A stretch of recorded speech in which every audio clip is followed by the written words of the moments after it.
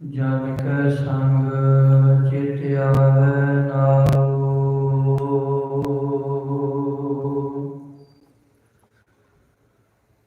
आप मुक्त मुक्त करै संसार।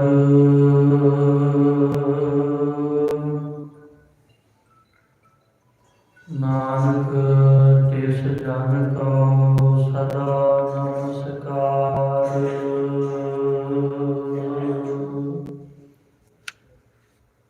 आया ताका सफल है,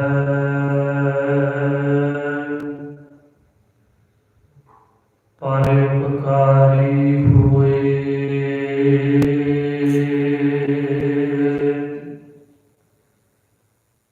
दुख सहै सिर अपने,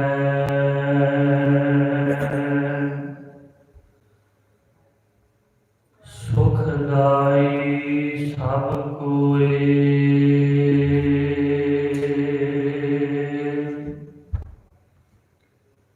डंडौत बंदन अनक बार,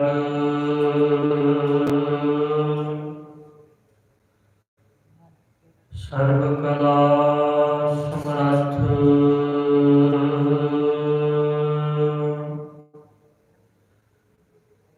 दुल्हन ते राखो प्रभु, नानक दे कर हथ। तुम्हारी शरण तुम्हारी आशा, तुम ही सज्जन सुहेले।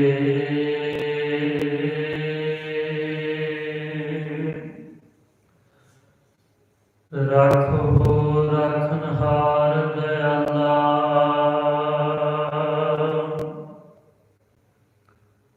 नानक घर के खोले।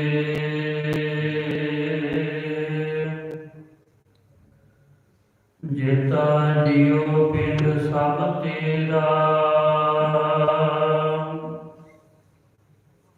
तू अंतर जामी पुरख भगवान।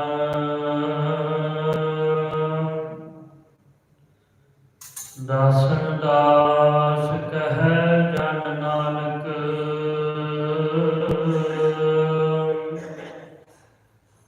जेहा तुम कराए तेहा हो करी बख्यान।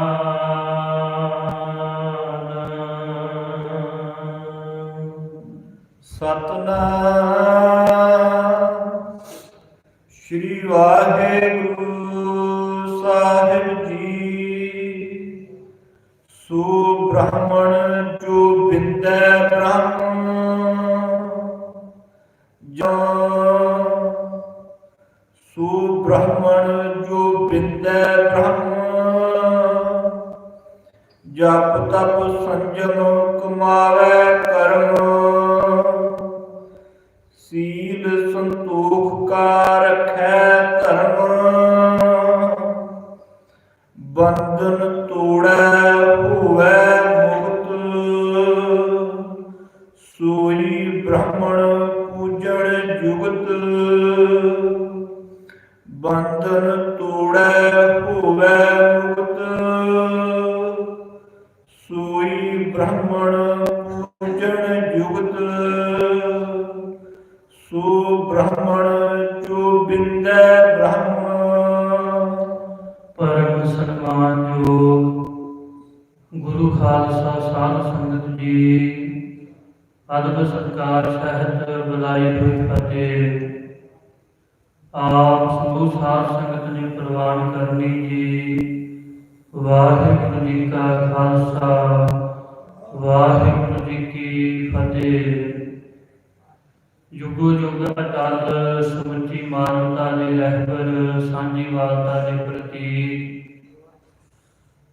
दसां पातशाहियां दे प्रताप स्वरूप, लोक प्रलोक दे सच्चे सहायक सतगुरु ਧੰਨ ਧੰਨ ਸ੍ਰੀ ਗੁਰੂ ਗ੍ਰੰਥ ਸਾਹਿਬ ਸੱਚੇ ਪਾਤਸ਼ਾਹ ਮਹਾਰਾਜ ਜੀ ਦੀ ਪਾਵਨ ਪਵਿੱਤਰ ਹਜ਼ੂਰੀ ਅੰਦਰ ਸੁਭਾਏਮਾਨ ਤੇ ਸੁਭਾਏਮਾਨ ਹੋ ਰਹੀ ਸਾਧ ਸੰਗਤ ਜੀ, ਆਪ ਜੀ ਦੇ ਬਹੁਤ ਬਹੁਤ ਵੱਡੇ ਭਾਗ ਹਨ, ਜਿਨ੍ਹਾਂ ਨੂੰ ਦਮਦਮੀ ਸਾਹਿਬ ਦੇ ਕੇਂਦਰੀ ਅਸਥਾਨ ਗੁਰਦੁਆਰਾ ਦਰਸ਼ਨ ਪ੍ਰਕਾਸ਼ ਮਹਿਤਾ ਵਿਖੇ ਸਤਿਗੁਰੂ ਜੀ ਦੀ ਪਾਵਨ ਪਵਿੱਤਰ ਹਜ਼ੂਰੀ ਅੰਦਰ ਤਨ ਮਨ ਧਨ ਦੁਆਰਾ ਹਾਜ਼ਰੀ ਭਰਨ ਦਾ ਧੰਨ ਧੰਨ ਸ੍ਰੀ ਗੁਰੂ ਗ੍ਰੰਥ ਸਾਹਿਬ ਸੱਚੇ ਪਾਤਸ਼ਾਹ ਮਹਾਰਾਜ ਜੀ ਦੇ ਦਰਸ਼ਨ ਦੀਦਾਰ ਕਰਨ ਦਾ ਸ਼ੁਭ ਸੁਭਾਗ ਪ੍ਰਾਪਤ ਹੋ ਰਿਹਾ ਹੈ।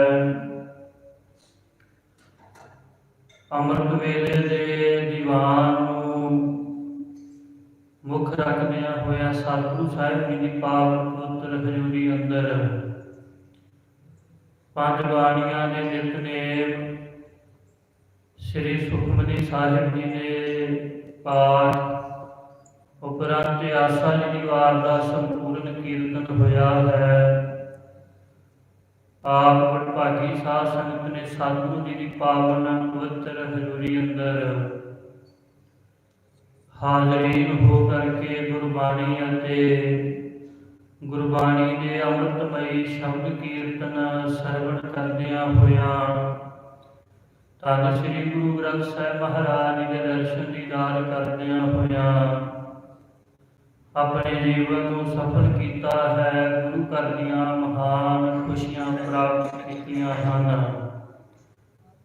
ਗੁਰਬਾਣੀ ਦੇ ਮਹਾਂਵਾਕਾਂ ਅਨੁਸਾਰ ਨਾਮ ਦਾਨ ਇਸ਼ਨਾਨ ਦਿੜ ਸਦਾ ਕਰਹੁ ਗੁਰ ਕਥਾ, ਸਭ ਤੇ ਉਤਮ ਹਰਿ ਕੀ ਕਥਾ, ਨਾਮ ਸੁਣਤ ਦਰਦ ਦੁਖ ਲੱਥਾ ਦੇ ਮਹਾਂਵਾਕਾਂ ਅਨੁਸਾਰ ਗੁਰਬਾਣੀ ਦੀ ਲੜੀਵਾਰ ਕਥਾ ਵਿਚਾਰ ਦਾ ਸਮਾਂ ਹੋਇਆ ਹੈ। ਸੰਗਤ ਜੀ, ਅੱਜ ਦਮਦਮੀ ਟਕਸਾਲ ਦੇ ਪਹਿਲੇ ਮੁਖੀ ਸਿੰਘ ਸਾਹਿਬ ਅਮਰ ਸ਼ਹੀਦ ਮਹਾਬਲੀ ਯੋਧੇ ਸੰਤ ਸਿਪਾਹੀ ਬ੍ਰਹਮ ਗਿਆਨੀ ਸ਼ਹੀਦ ਬਾਬਾ ਦੀਪ ਸਿੰਘ ਸਾਹਿਬ ਜੀ ਦਾ ਆਗਮਨ ਦਿਹਾੜਾ ਵੀ ਹੈ,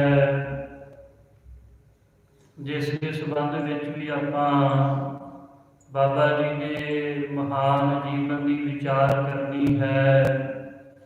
ਇਸ ਤੋਂ ਪਹਿਲਾਂ ਜੋ ਗੁਰਬਾਣੀ ਦੀ ਲੜੀਵਾਰ ਕਥਾ ਵਿਚਾਰ ਦੀ ਮਰਿਆਦਾ ਹੈ, ਜਿਸ ਦੇ ਅਨੁਸਾਰ ਜੋ ਸਤਿਗੁਰੂ ਸੱਚੇ ਪਾਤਸ਼ਾਹ ਜੀ ਮਹਾਰਾਜ ਪਰਮ ਪਵਿੱਤਰ ਕਲਿਆਣਕਾਰੀ ਲੋਕ ਪਰਲੋਕ ਨੂੰ ਸਫਲ ਕਰਨ ਵਾਲਾ ਉਪਦੇਸ਼ ਬਖਸ਼ਿਸ਼ ਕਰ ਰਹੇ ਹਨ।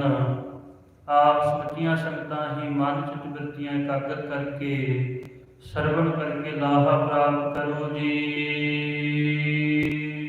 ਸਤਨਾਮ ਸ੍ਰੀ ਵਾਹਿਗੁਰੂ ਸਾਹਿਬ ਜੀ। ਸੋ ਬ੍ਰਾਹਮਣ ਜੋ ਬਿੰਦੈ ਬ੍ਰਾਹਮਣ। ਧੰਨ ਸ੍ਰੀ ਗੁਰੂ ਨਾਨਕ ਦੇਵ ਸਾਹਿਬ ਸੱਚੇ ਪਾਤਸ਼ਾਹ ਜੀ ਮਹਾਰਾਜ ਦੀ ਬਾਣੀ ਸ਼ਲੋਕ ਵਾਰਾਂ ਦੀ ਵਧੀਕ ਚੱਲ ਰਹੀ ਹੈ। ਧੰਨ ਸ੍ਰੀ ਗੁਰੂ ਨਾਨਕ ਦੇਵ ਸਾਹਿਬ ਸੱਚੇ ਪਾਤਸ਼ਾਹ ਜੀ ਸ੍ਰੀ ਕਰਤਾਰਪੁਰ ਸਾਹਿਬ ਵਿਖੇ ਸੁਭਾਏਮਾਨ ਹਨ। ਸਤਿਗੁਰੂ ਮਹਾਰਾਜ ਦੇ ਪਾਸ ਸਿੱਖ ਸੰਗਤਾਂ ਆ ਕਰਕੇ ਉਪਦੇਸ਼ ਪ੍ਰਾਪਤ ਕਰਕੇ ਆਪਣਾ ਜੀਵਨ ਸਫਲ ਕਰ ਰਹੀਆਂ ਹਨ।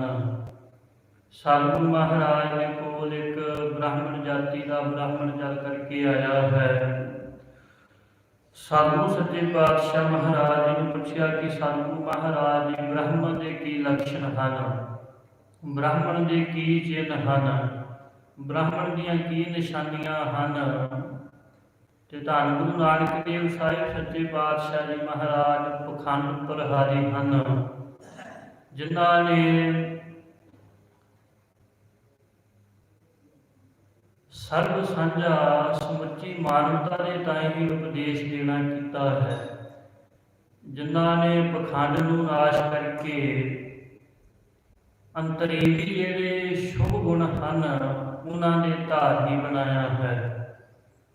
ਜਿਸ ਬਾਰੇ ਧੰਨ ਗੁਰੂ ਗੋਬਿੰਦ ਸਿੰਘ ਮਹਾਰਾਜ ਦੇ ਵਚਨ ਹੈ ਨਾ, ਭੇਖ ਦਿਖਾਏ ਜਗਤ ਕੋ ਲੋਗਨ ਕੋ ਬਸ ਕੀਨ, ਅੰਤ ਕਾਲ ਕਾਤੀ ਕਟਿਓ ਨਾਪ ਨਰਕ ਬਾਸ ਮੋਲੀਨ, ਬਾਸ ਨਰਕ ਮੋਲੀਨ।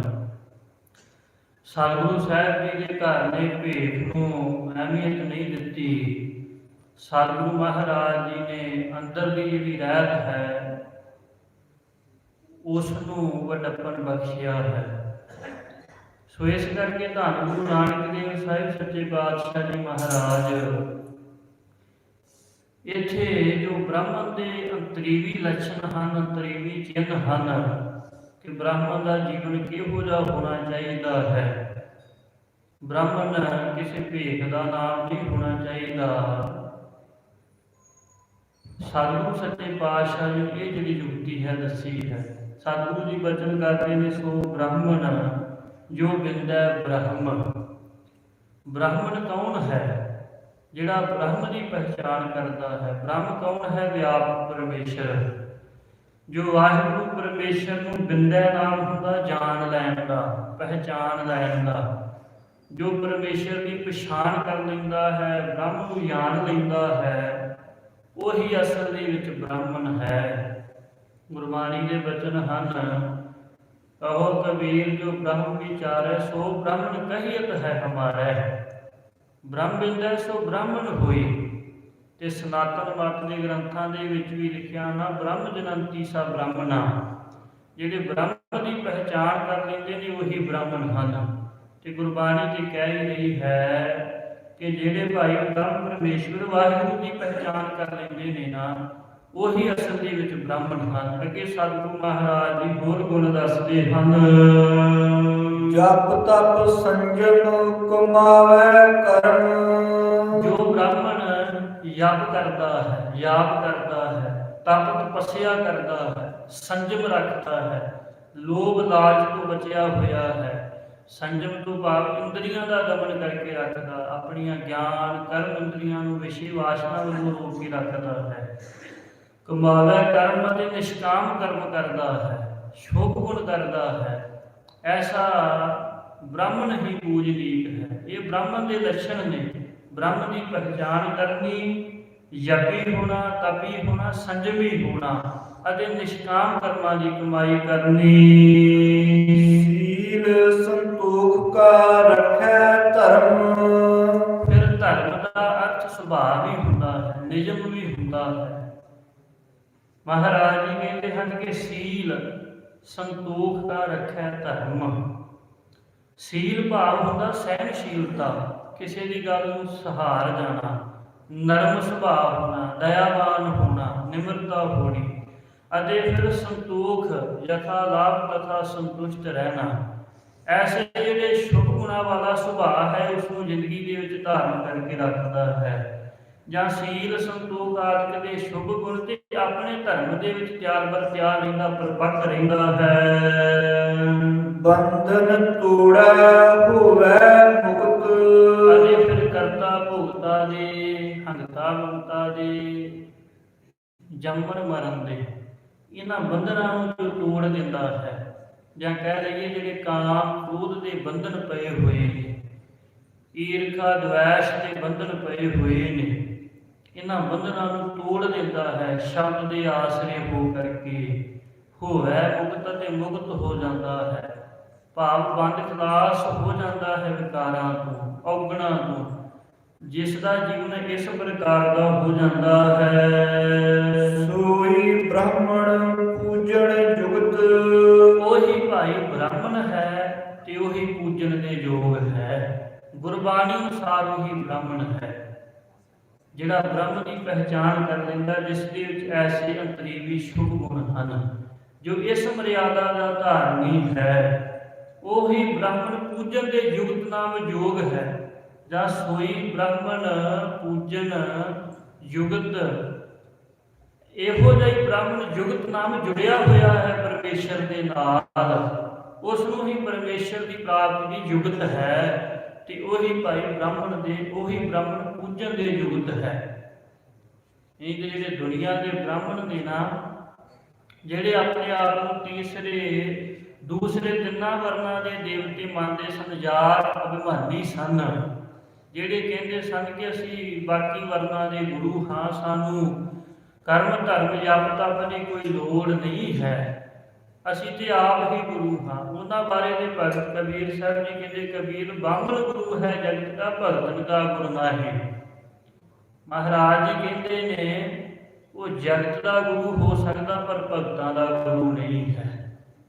ਤੇ ਗੁਰੂ ਘਰ ਦੇ ਵਿੱਚ ਬ੍ਰਾਹਮਣ ਉਹ ਹੈ ਜੋ ਧੰਨ ਗੁਰੂ ਨਾਨਕ ਸਾਹਿਬ ਸੱਚੇ ਪਾਤਸ਼ਾਹ ਜੀ ਨੇ ਇਸ ਪੌੜੀ ਦੇ ਵਿੱਚ ਦੱਸਿਆ ਹੈ। ਸੋ ਅੱਜ ਦੀ ਗੁਰਬਾਣੀ ਦੀ ਲੜੀਵਾਰ ਕਥਾ ਵਿਚਾਰ ਇੱਥੋਂ ਤੱਕ ਆਈ ਹੈ। ਸੰਗਤ ਜੀ, ਦਮਦਮੀ ਟਕਸਾਲ ਦੇ ਪਹਿਲੇ ਮੁਖੀ ਅਮਰ ਸ਼ਹੀਦ ਬ੍ਰਹਮ ਗਿਆਨੀ ਮਹਾਬਲੀ ਯੋਧੇ ਬਾਬਾ ਦੀਪ ਸਿੰਘ ਸਾਹਿਬ ਜੀ, ਜਿਨ੍ਹਾਂ ਦਾ ਅੱਜ ਆਗਮਨ ਦਿਹਾੜਾ ਹੈ, ਜਨਮ ਦਿਹਾੜਾ ਹੈ। ਬਾਬਾ ਜੀ ਦਾ ਜਨਮ ਆਗਮਨ ਨਗਰ ਪ੍ਰਭੂਵਿੰਡ ਵਿੱਚ ਹੋਇਆ ਹੈ, ਜੋ ਪਹਿਲਾਂ ਲਾਹੌਰ ਦੇ ਵਿੱਚ ਸੀ, ਫਿਰ ਸ੍ਰੀ ਅੰਮ੍ਰਿਤਸਰ ਸਾਹਿਬ ਦੇ ਜ਼ਿਲ੍ਹੇ ਵਿੱਚ ਸੀ, ਤੇ ਅੱਜ ਕੱਲ੍ਹ ਸ੍ਰੀ ਤਰਨਤਾਰਨ ਸਾਹਿਬ ਜ਼ਿਲ੍ਹੇ ਦੇ ਵਿੱਚ ਹੈ। 1682 ਈਸਵੀ ਵਾਲੇ ਸੰਨ ਵਿੱਚ 14 ਮਾਘ, ਜੋ ਅੱਜ 14 ਮਾਘ ਹੈ, 14 ਮਾਘ ਨੂੰ ਸਤਿਕਾਰਯੋਗ ਬਾਬਾ ਭਗਤਾ ਜੀ ਅਤੇ ਮਾਤਾ ਜਿਉਣੀ ਜੀ ਦੀ ਭੁੱਖ ਨੂੰ ਭਾਗ ਲਾਉਂਦਿਆਂ ਹੋਇਆ ਬਾਬਾ ਦੀਪ ਸਿੰਘ ਜੀ ਦਾ ਆਗਮਨ ਹੋਇਆ।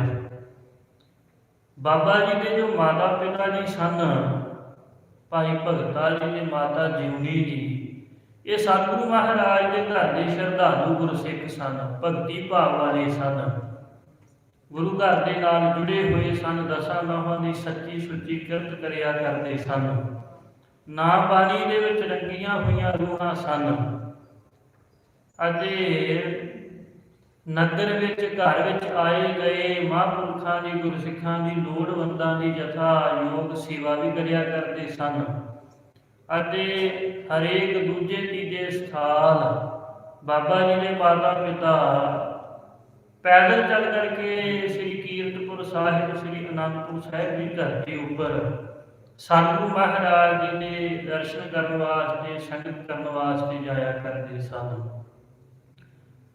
ਅਤੇ ਫਿਰ ਆਪਣੇ ਰੁਜ਼ਗਾਰ ਹਿੱਤ ਦਸਾਂ ਨੌਹਾਂ ਦੀ ਸੱਚੀ ਸੁੱਚੀ ਕਿਰਤ ਖੇਤੀ ਕਰਿਆ ਕਰਦੇ ਸਨ।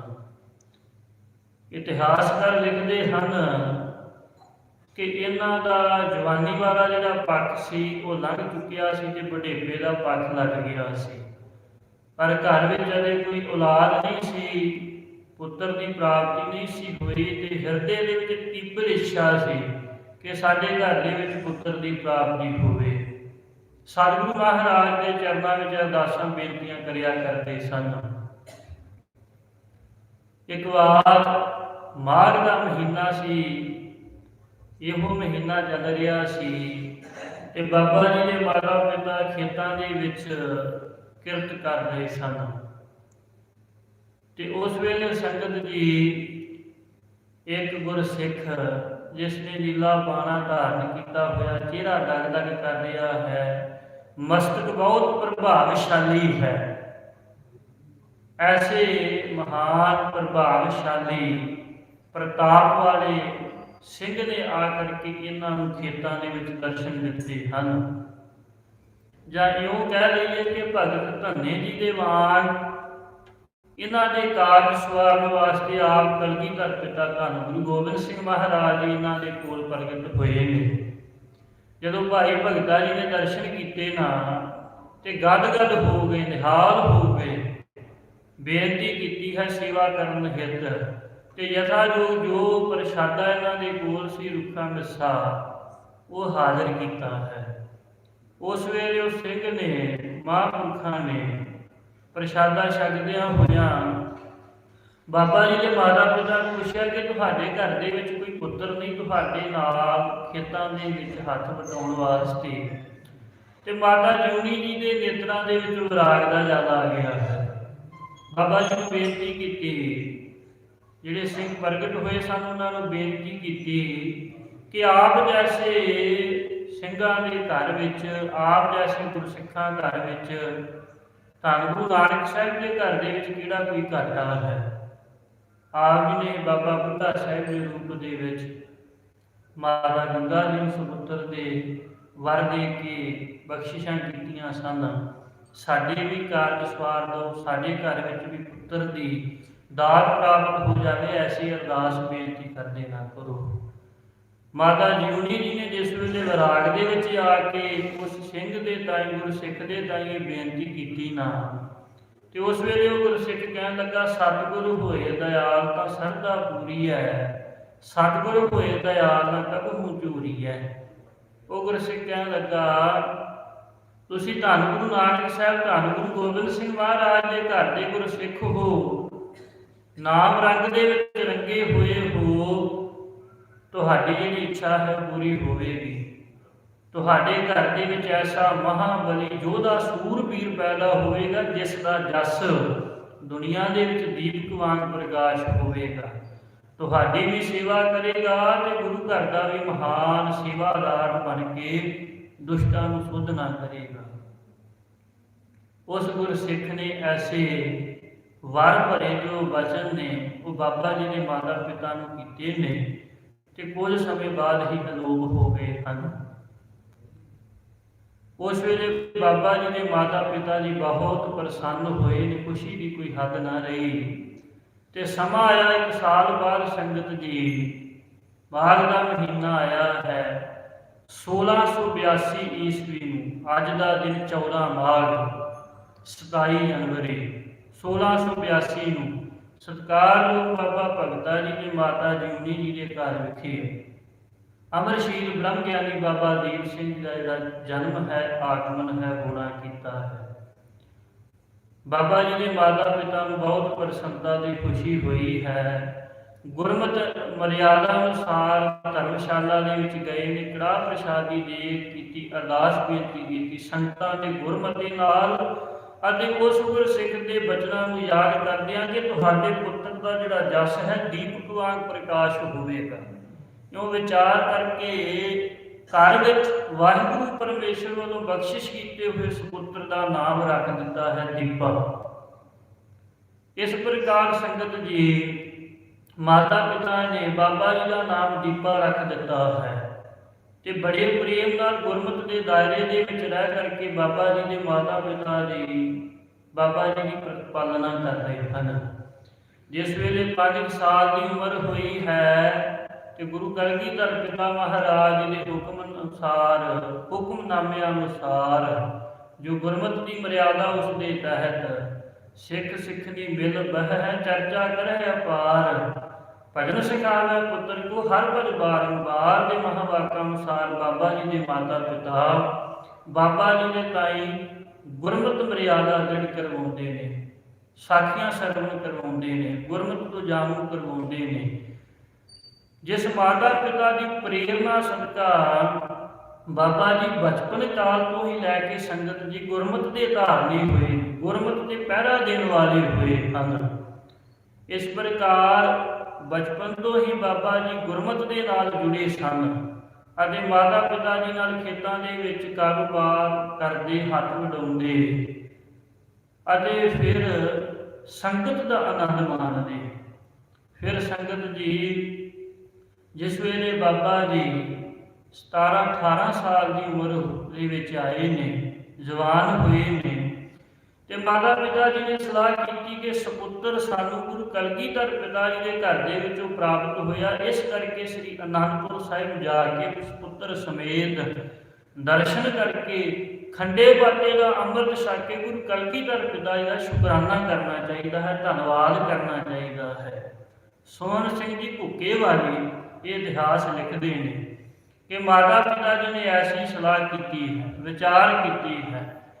ਪਹੂ ਵਿੱਚ ਨਗਰ ਦਾ ਰਹਿਮਤ ਨਾਮੀ ਜਿਹੜਾ ਲੁਹਾਰ ਹੈ ਨਾ, ਉਸ ਦੇ ਪਾਸੋਂ ਫਲਾਰ ਦੀਆਂ ਕਿਰਪਾਨਾਂ ਤਿਆਰ ਕਰਵਾਈਆਂ ਨੇ, ਅਮਾਨੀ ਦੇ ਬਰਸ਼ੇ ਤਿਆਰ ਕਰਵਾਏ ਨੇ, ਚੋਲੇ ਕਸ਼ਹਿਰੇ ਤਿਆਰ ਕਰਵਾ ਕੇ ਗੁਰੂ ਕਲਗੀਧਰ ਪਿਤਾ ਜੀ ਦੇ ਬਚਨਾਂ ਤੇ ਪਹਿਰਾ ਦਿੰਦਿਆਂ ਹੋਇਆਂ ਜਬ ਹਮਰੇ ਦਰਸ਼ਨ ਕੋ ਆਵੋ ਬਨਸ ਚੇਤਨ ਸ਼ਸਤਰ ਸਜਾਵੋ, ਕਮਰ ਕੱਸਾ ਕਰ ਦੇਵੋ ਦਿਖਾਈ, ਹਮਰੀ ਖੁਸ਼ੀ ਹੋਏ ਅਧਿਕਾਰੀ। यह मोर आज्ञा सुनो हे प्यारे, बिना तेग शस्त्र देवो ना दिदारे। ये गुरु कलगीधर पिता महाराज जी के जिहड़े बचन सन ना, इन्हां बचनां ते पहरा देंदियां होइयां बाबा जी के माता पिता बाबा जी के समेत त्यार पर त्यार हो के शस्त्रां नाल सनद्धबद्ध हो के दसां नवां की सच्ची सुच्ची किरत विचों पिटावा रस्ता लै करके पहुगढ़ नगर तो श्री आनंदपुर साहिब जी को चल पए हैं। श्री कीरतपुर साहिब के दर्शन किए ने। श्री आनंदपुर साहिब के गुरु कलगीधर पिता महाराज के चरणों में जाके नतमस्तक हुए ने। सतगुरु महाराज के दर्शन दीदार किए ने। घर विचों लिआंदियां जथायोग भेटावां गुरु के लंगरां दे विच दित्तियां ने। सतगुरु महाराज जी की इस परिवार उपर बाबा जी के उपर विशेष प्रसन्नता हो रही है। समा आया संगत जी 1700 ईस्वी की विसाखी का। जो 1700 ईस्वी की विसाखी का दिहाड़ा आया तो श्री आनंदपुर साहिब तक श्री केसगढ़ साहिब के बहुत बड़ा अमृत प्रचार होना किया है, जिस विच बाबा दीप सिंह जी ने ते बाबा जी के माता पिता ने सतगुरु महाराज के पासों खंडे बाटे का अमृत पान कर लेना किया है। अमृत पान प्राप्त करके बाबा जी का नाम दीप सिंह हो गया है। सत्कारयोग बाबा भगता जी जो सानू भगत सिंह जी बन गए ने ते माता जीवनी जी माता जीवनी कौर बन गए हैं। इयों बाबा जी के समेत माता पिता ने खंडे बाटे का अमृत छक लिया, पौल लै रही है। 3 महीने लंघ गए ने श्री आनंदपुर साहिब के गुरु घर की सेवा करदियां होइयां, दर्शन दीदार करदियां होइयां। अखीर ते फिर माता पिता ने सतगुरु साहिब के कोलों आग्ञा मंगी, महाराज जी हुण नगर नूं वापस जाना है। गुरु कलगीधर पिता जी ने बाबा जी के माता पिता नूं कहा कि तुसीं अपने नगर वापस चले जाना करो, पर दीप सिंह नूं साडे कोल छड्ड जाना करो। माता पिता की खुशी की कोई हद ना रही। बाबा जी के माता पिता जी कह लगे सतगुरु जी आप ही का ही सपुत्र है, आप ही ने बख्शिया है, इसनूं तुसीं अपने कोल रखना करो। क्यों गुरु कलगीधर पिता जी ने बाबा जी को अपने कोल रख लिया है तो बाबा जी ने माता पिता अपने नगर को वापस आ गए। श्री आनंदपुर साहिब के बाबा दीप सिंह जी ने धन गुरु गोबिंद सिंह महाराज जी की आज्ञा प्राप्त करके भाई साहब भाई मनी सिंह जी के पासों गुरमुखी के अखर जिहड़े ने वो लिखने सिखने आरंभ कर दिते हैं। गुरमत की विद्या गुरबाणी सिखनी आरंभ कर दी है। जिथे गुरमत की विद्या प्राप्त कर रहे हैं उत्थे बाबा दीप सिंह साहिब जी शस्त्र विद्या का भी अभ्यास करते हैं। जंगी करतब जिहड़े हैं, जंगी करतब जिहड़े ने, घोड़सवारी नेजेबाजी आदि ये सारी ही सिक्ख्यावां जिहड़ियां ने गुरु कलगीधर पिता जी के कोल रह के श्री आनंदपुर साहिब विखे प्राप्त कर रहे हैं। प्रोफैसर करतार सिंह चावला जी लिखते हैं कि बाबा दीप सिंह जी ने थोड़े समय दे विच ही गुरमत की वड्डी जिहड़ी विद्या उसनूं प्राप्त कर लिया। जिथे शस्त्र ते उत्थे शास्त्र की विद्या भी बहुत वड्डी प्राप्त कर लेना की। ऐसी शास्त्र की विद्या प्राप्त की, ऐसी गुरमुखी के सोहने अखर लिखने इन्होंने आरंभ कर दिते कि गुरु कलगीधर पिता जी के जिहड़े 52 कवि सन ना, वो भी इन्हों की लिखाई वेख के हैरान हो जाते सन। प्रोफैसर करतार सिंह चावला जी लिखते हैं कि भाई नंद लाल जी ने अपने जिहड़े काव्य संग्रह सन ना, वो बाबा दीप सिंह जी के पासों लिखाने आरंभ कर दिते सन। बाबा दीप सिंह जी की ऐसी सोहनी ते सुंदर लिखाई सी। इस प्रकार संगत जी बाबा दीप सिंह जी श्री आनंदपुर साहिब विखे रह करके गुरमत की जिहड़ी पढ़ाई है उसनूं प्राप्त कर रहे हैं। शास्त्र विद्या भी प्राप्त की है, शस्त्र विद्या भी प्राप्त की है। उत्थे संगत जी श्री आनंदपुर साहिब विखे बहुत वड्डी सेवा भी कर रहे हैं। संगतां दे झूठे भांडे भी मांजते हैं। जितनियां भी गुरु घर दे विच सेवावां ने ना, वो बाबा दीप सिंह जी बड़े प्रेम नाल करते हैं। इतिहासकार लिखते हैं ਕਿ ਇੱਕ ਵਾਰ ਸ੍ਰੀ ਅਨੰਦਪੁਰ ਸਾਹਿਬ ਜੀ ਦੀ ਧਰਤੀ ਦੇ ਉੱਪਰ ਬਾਬਾ ਦੀਪ ਸਿੰਘ ਸਾਹਿਬ ਜੀ ਹੱਥੀਂ ਸੇਵਾ ਕਰ ਰਹੇ ਸਨ। ਸੰਗਤਾਂ ਦੇ ਜੂਠੇ ਭਾਂਡੇ ਮਾਂਜ ਰਹੇ ਸਨ ਤੇ ਭਾਂਡੇ ਮਾਂਜਦਿਆਂ ਬਰਤਨ ਨੂੰ ਸਾਫ਼ ਕਰ ਰਹੇ ਸਨ ਤੇ ਬਰਤਨ ਨੂੰ ਮਾਂਜ ਕੇ ਸਾਫ਼ ਕਰਨ ਤੇ ਉਹ ਬਰਤਨ ਦੇ ਵਿੱਚ, ਭਾਂਡੇ ਦੇ ਵਿੱਚ ਆਪਣਾ ਮੁਖੜਾ ਵੇਖਣ ਲੱਗ ਪਏ ਨੇ, ਮੂੰਹ ਵੇਖਦੇ ਹਨ। ਉਧਰੋਂ ਗੁਰੂ ਕਲਗੀਧਰ ਪਿਤਾ ਜੀ ਆ ਗਏ ਤੇ ਪੁੱਛਿਆ ਕਿ ਦੀਪ ਸਿੰਘ ਜੀ ਇਹ ਕੀ ਕਰ ਰਹੇ ਹੋ? ਬਾਬਾ ਦੀਪ ਸਿੰਘ ਜੀ ਦਾ ਜਵਾਬ ਸੀ, ਮਹਾਰਾਜ ਜੂਠੇ ਭਾਂਡੇ ਮਾਂਜ ਰਿਹਾ ਹਾਂ ਤੇ ਭਾਂਡੇ ਮਾਂਜ ਕੇ, ਬਰਤਨ ਮਾਂਜ ਕਰਕੇ ਮੈਂ ਇਸ ਦੇ ਵਿੱਚ ਆਪਣਾ ਮੂੰਹ ਵੇਖ ਰਿਹਾ ਹਾਂ, ਪਰ ਮੈਨੂੰ ਆਪਣਾ ਮੂੰਹ, ਆਪਣਾ ਪ੍ਰਤੀਬਿੰਬ ਹੀ ਦਿਸ ਰਿਹਾ ਹੈ, ਆਪਣਾ ਮੁਖੜਾ ਹੀ ਦਿਸ ਰਿਹਾ ਹੈ। ਮੈਂ ਇਹ ਚਾਹੁੰਦਾ ਹਾਂ ਕਿ ਉਸ ਦਿਨ ਮੇਰੀ ਸੇਵਾ ਸਫਲੀ ਹੋ ਜਾਵੇਗੀ ਜਿਸ ਦਿਨ ਬਰਤਨ ਸਾਫ਼ ਕਰਦਿਆਂ ਆਪ ਦੇ ਸਰੂਪ ਦੇ ਦਰਸ਼ਨ ਹੋਣਾ ਕਰਨ, ਮੈਂ ਮਿਟ ਜਾਵੇ ਤੇ ਤੂੰ ਦੀ ਪ੍ਰਾਪਤੀ ਹੋ ਜਾਣਾ ਕਰੇ, ਮੈਂ ਤੂੰ ਦੇ ਪਹੁੰਚ ਜਾਣਾ ਕਰਾਂ। ਸਭ ਗੋਬਿੰਦ ਹੈ, ਸਭ ਗੋਬਿੰਦ ਹੈ, ਗੋਬਿੰਦ ਬਿਨ ਨਹੀਂ ਕੋਈ। ਐਸੀ ਗੁਰੂ ਕਲਗੀਧਰ ਪਿਤਾ ਜੀ ਮੇਰੇ ਤਈ ਦਾਸ ਪ੍ਰਾਪਤ ਹੋਣਾ ਕਰੇ। ਇਸ ਪ੍ਰਕਾਰ ਸੰਗਤ ਜੀ ਬਾਬਾ ਦੀਪ ਸਿੰਘ ਜੀ ਬੜੇ ਪ੍ਰੇਮ ਦੇ ਨਾਲ ਭਿੱਜ ਕਰਕੇ ਨਾਮ ਰੰਗ ਦੇ ਵਿੱਚ, ਸ਼ਰਧਾ ਦੇ ਵਿੱਚ ਸ੍ਰੀ ਅਨੰਦਪੁਰ ਸਾਹਿਬ ਵਿਖੇ ਸੇਵਾ ਕਰ ਰਹੇ ਹਨ। ਸੇਵਾ ਕਰਦਿਆਂ ਲੰਮਾ ਸਮਾਂ ਲੰਘ ਗਿਆ ਹੈ। ਪਹੂਵਿੰਡ ਨਗਰ ਤੋਂ ਬਾਬਾ ਜੀ ਦੇ ਮਾਤਾ ਪਿਤਾ ਸਤਿਗੁਰੂ ਸੱਚੇ ਪਾਤਸ਼ਾਹ ਦੇ ਕੋਲ ਸ੍ਰੀ ਅਨੰਦਪੁਰ ਸਾਹਿਬ ਵਿਖੇ ਆਏ ਹਨ। ਸਤਿਗੁਰੂ ਮਹਾਰਾਜ ਦੇ ਦਰਸ਼ਨ ਦੀ ਦਾਤ ਕੀਤੀ ਤੇ ਬੇਨਤੀ ਕੀਤੀ, ਮਹਾਰਾਜ ਜੀਓ ਸਾਡੀ ਉਮਰ ਹੁਣ ਬਜ਼ੁਰਗ ਹੋ ਗਈ ਹੈ, ਸਾਨੂੰ ਹੁਣ ਬੱਚੇ ਦੇ ਸਹਾਰੇ ਦੀ ਲੋੜ ਹੈ। ਉਸ ਵੇਲੇ ਫਿਰ ਸਤਿਗੁਰੂ ਮਹਾਰਾਜ ਨੇ ਬਾਬਾ ਦੀਪ ਸਿੰਘ ਜੀ ਨੂੰ ਆਪਣੇ ਕੋਲ ਸੱਦਿਆ ਹੈ ਤੇ ਮਾਤਾ ਪਿਤਾ ਜੀ ਦੇ ਨਾਲ ਜਾਣ ਵਾਸਤੇ ਕਿਹਾ ਹੈ। ਬਾਬਾ ਦੀਪ ਸਿੰਘ ਜੀ ਭਾਵੇਂ ਜਾਣਾ ਨਹੀਂ ਚਾਹੁੰਦੇ ਸਨ, ਪਰ ਸਤਿਗੁਰੂ ਮਹਾਰਾਜ ਨੇ ਬਚਨ ਕੀਤਾ, ਗੁਰਦੇਵ ਮਾਤਾ, ਗੁਰਦੇਵ ਪਿਤਾ, ਗੁਰਦੇਵ ਸੁਆਮੀ ਪਰਮੇਸ਼ਵਰਾ, ਕਿ ਮਾਤਾ ਪਿਤਾ ਦੀ ਸੇਵਾ ਹੀ ਸਭ ਤੋਂ ਉੱਤਮ ਸੇਵਾ ਹੈ। ਇਸ ਕਰਕੇ ਬਾਬਾ ਦੀਪ ਸਿੰਘ ਜੀ ਨੂੰ ਹੁਕਮ ਕੀਤਾ ਕਿ ਤੁਸੀਂ ਮਾਤਾ ਪਿਤਾ ਦੇ ਨਾਲ ਵਾਪਸ ਨਗਰ ਚਲੇ ਜਾਣਾ ਕਰੋ। ਮਾਤਾ ਪਿਤਾ ਦੀ ਜਿੱਥੇ ਸੇਵਾ ਕਰਨੀ ਹੈ ਨਗਰ ਵਿੱਚ ਰਹਿ ਕਰਕੇ ਉੱਥੇ ਗੁਰੂ ਘਰ ਦਾ ਜੋ ਪ੍ਰਚਾਰ ਤੇ ਪ੍ਰਸਾਰ ਹੈ ਉਹ ਵੀ ਕਰਨਾ ਹੈ। ਤੇ ਨਾਲ ਹੀ ਧੰਨ ਗੁਰੂ ਗੋਬਿੰਦ ਸਿੰਘ ਸਾਹਿਬ ਸੱਚੇ ਪਾਤਸ਼ਾਹ ਮਹਾਰਾਜ ਜੀ ਨੇ ਬਚਨ ਕਰ ਦਿੱਤੇ ਬਾਬਾ ਜੀ ਨੂੰ ਕਿ ਜਿਤਨਾ ਚਿਰ ਸਾਡਾ ਤੁਹਾਨੂੰ ਸੁਨੇਹਾ ਨਾ ਜਾਵੇ, ਹੁਕਮ ਨਾ ਜਾਵੇ, ਉਤਨਾ ਚਿਰ ਤੁਸੀਂ ਸਾਡੇ ਵੱਲ ਨਹੀਂ ਆਉਣਾ, ਭਾਵੇਂ ਇੱਧਰ ਜੋ ਮਰਜ਼ੀ ਹੋ ਜਾਣਾ ਕਰੇ। ਜਦੋਂ ਅਸੀਂ ਸੁਨੇਹਾ ਭੇਜਾਂਗੇ ਉਸ ਵੇਲੇ ਹੀ ਤੁਸੀਂ ਸਾਡੇ ਕੋਲ ਆਉਣਾ ਹੈ। ਬਾਬਾ ਜੀ ਮਾਤਾ ਪਿਤਾ ਦੇ ਨਾਲ ਸਤਿਗੁਰੂ ਜੀ ਦੀ ਆਗਿਆ ਪਾ ਕੇ ਪਹੂਵਿੰਡ ਨਗਰ ਦੇ ਵਿੱਚ ਆ ਗਏ ਨੇ, ਜਿੱਥੇ ਮਾਤਾ ਪਿਤਾ ਜੀ ਦੀ ਸੇਵਾ ਕਰਦੇ ਹਨ। ਉੱਥੇ ਨਗਰ ਦੇ ਇਰਦ ਗਿਰਦ ਗੁਰਸਿੱਖੀ ਦਾ ਬਹੁਤ ਵੱਡਾ ਪ੍ਰਚਾਰ ਤੇ ਪ੍ਰਸਾਰ ਕਰ ਰਹੇ ਹਨ। ਸੰਗਤ ਜੀ ਸਮਾਂ ਆਇਆ 1704 ਈਸਵੀ ਦਾ। ਸ੍ਰੀ ਅਨੰਦਪੁਰ ਸਾਹਿਬ ਜੀ ਨੂੰ ਮੁਗਲਾਂ ਵੱਲੋਂ 22 ਘਰ ਦੇ ਰਾਜਿਆਂ ਵੱਲੋਂ ਬਹੁਤ ਵੱਡਾ 8 ਮਹੀਨਿਆਂ ਦਾ ਘੇਰਾ ਪਾਇਆ ਗਿਆ।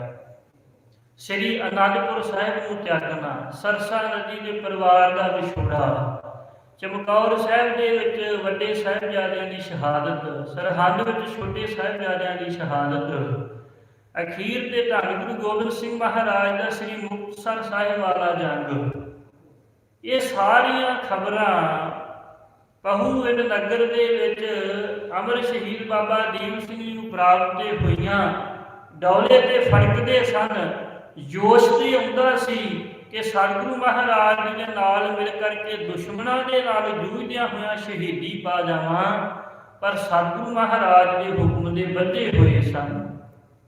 ਅਖੀਰ ਤੇ ਸੰਗਤ ਜੀ ਜਦੋਂ ਧੰਨ ਗੁਰੂ ਗੋਬਿੰਦ ਸਿੰਘ ਮਹਾਰਾਜ ਜੀ ਸ੍ਰੀ ਮੁਕਤਸਰ ਸਾਹਿਬ ਜੀ ਦੇ ਜੰਗ ਤੋਂ ਬਾਅਦ ਸਾਬੋ ਕੀ ਤਲਵੰਡੀ ਆਏ ਹਨ ਬਠਿੰਡੇ ਦੇ ਵਿੱਚ, ਤੇ ਆਪ ਸੰਗਤਾਂ ਨੂੰ ਇਤਿਹਾਸ ਪਤਾ ਹੈ, ਜਾਣੂ ਹੈ, ਸੰਖੇਪ ਰੂਪ ਵਿੱਚ ਹੀ ਬੇਨਤੀ ਕਰਾਂ ਕਿ ਜਦੋਂ ਸ੍ਰੀ ਅਨੰਦਪੁਰ ਸਾਹਿਬ ਜੀ ਦੀ ਧਰਤੀ ਦੇ ਉੱਪਰ ਸਿੰਘ ਨੇ ਪਾਠ ਕਰਦਿਆਂ ਕਹਿ ਦਿੱਤਾ ਸੀ ਨਾ, ਕਰਤੇ ਕੀਮਤ ਕਰਤਾ ਜਾਣੇ ਕੇ ਜਾਣੇ ਗੁਰਸੂਰਾ, ਤੇ ਮਹਾਰਾਜ ਨੇ ਤਾੜਨਾ ਕਰਵਾਈ ਸੀ।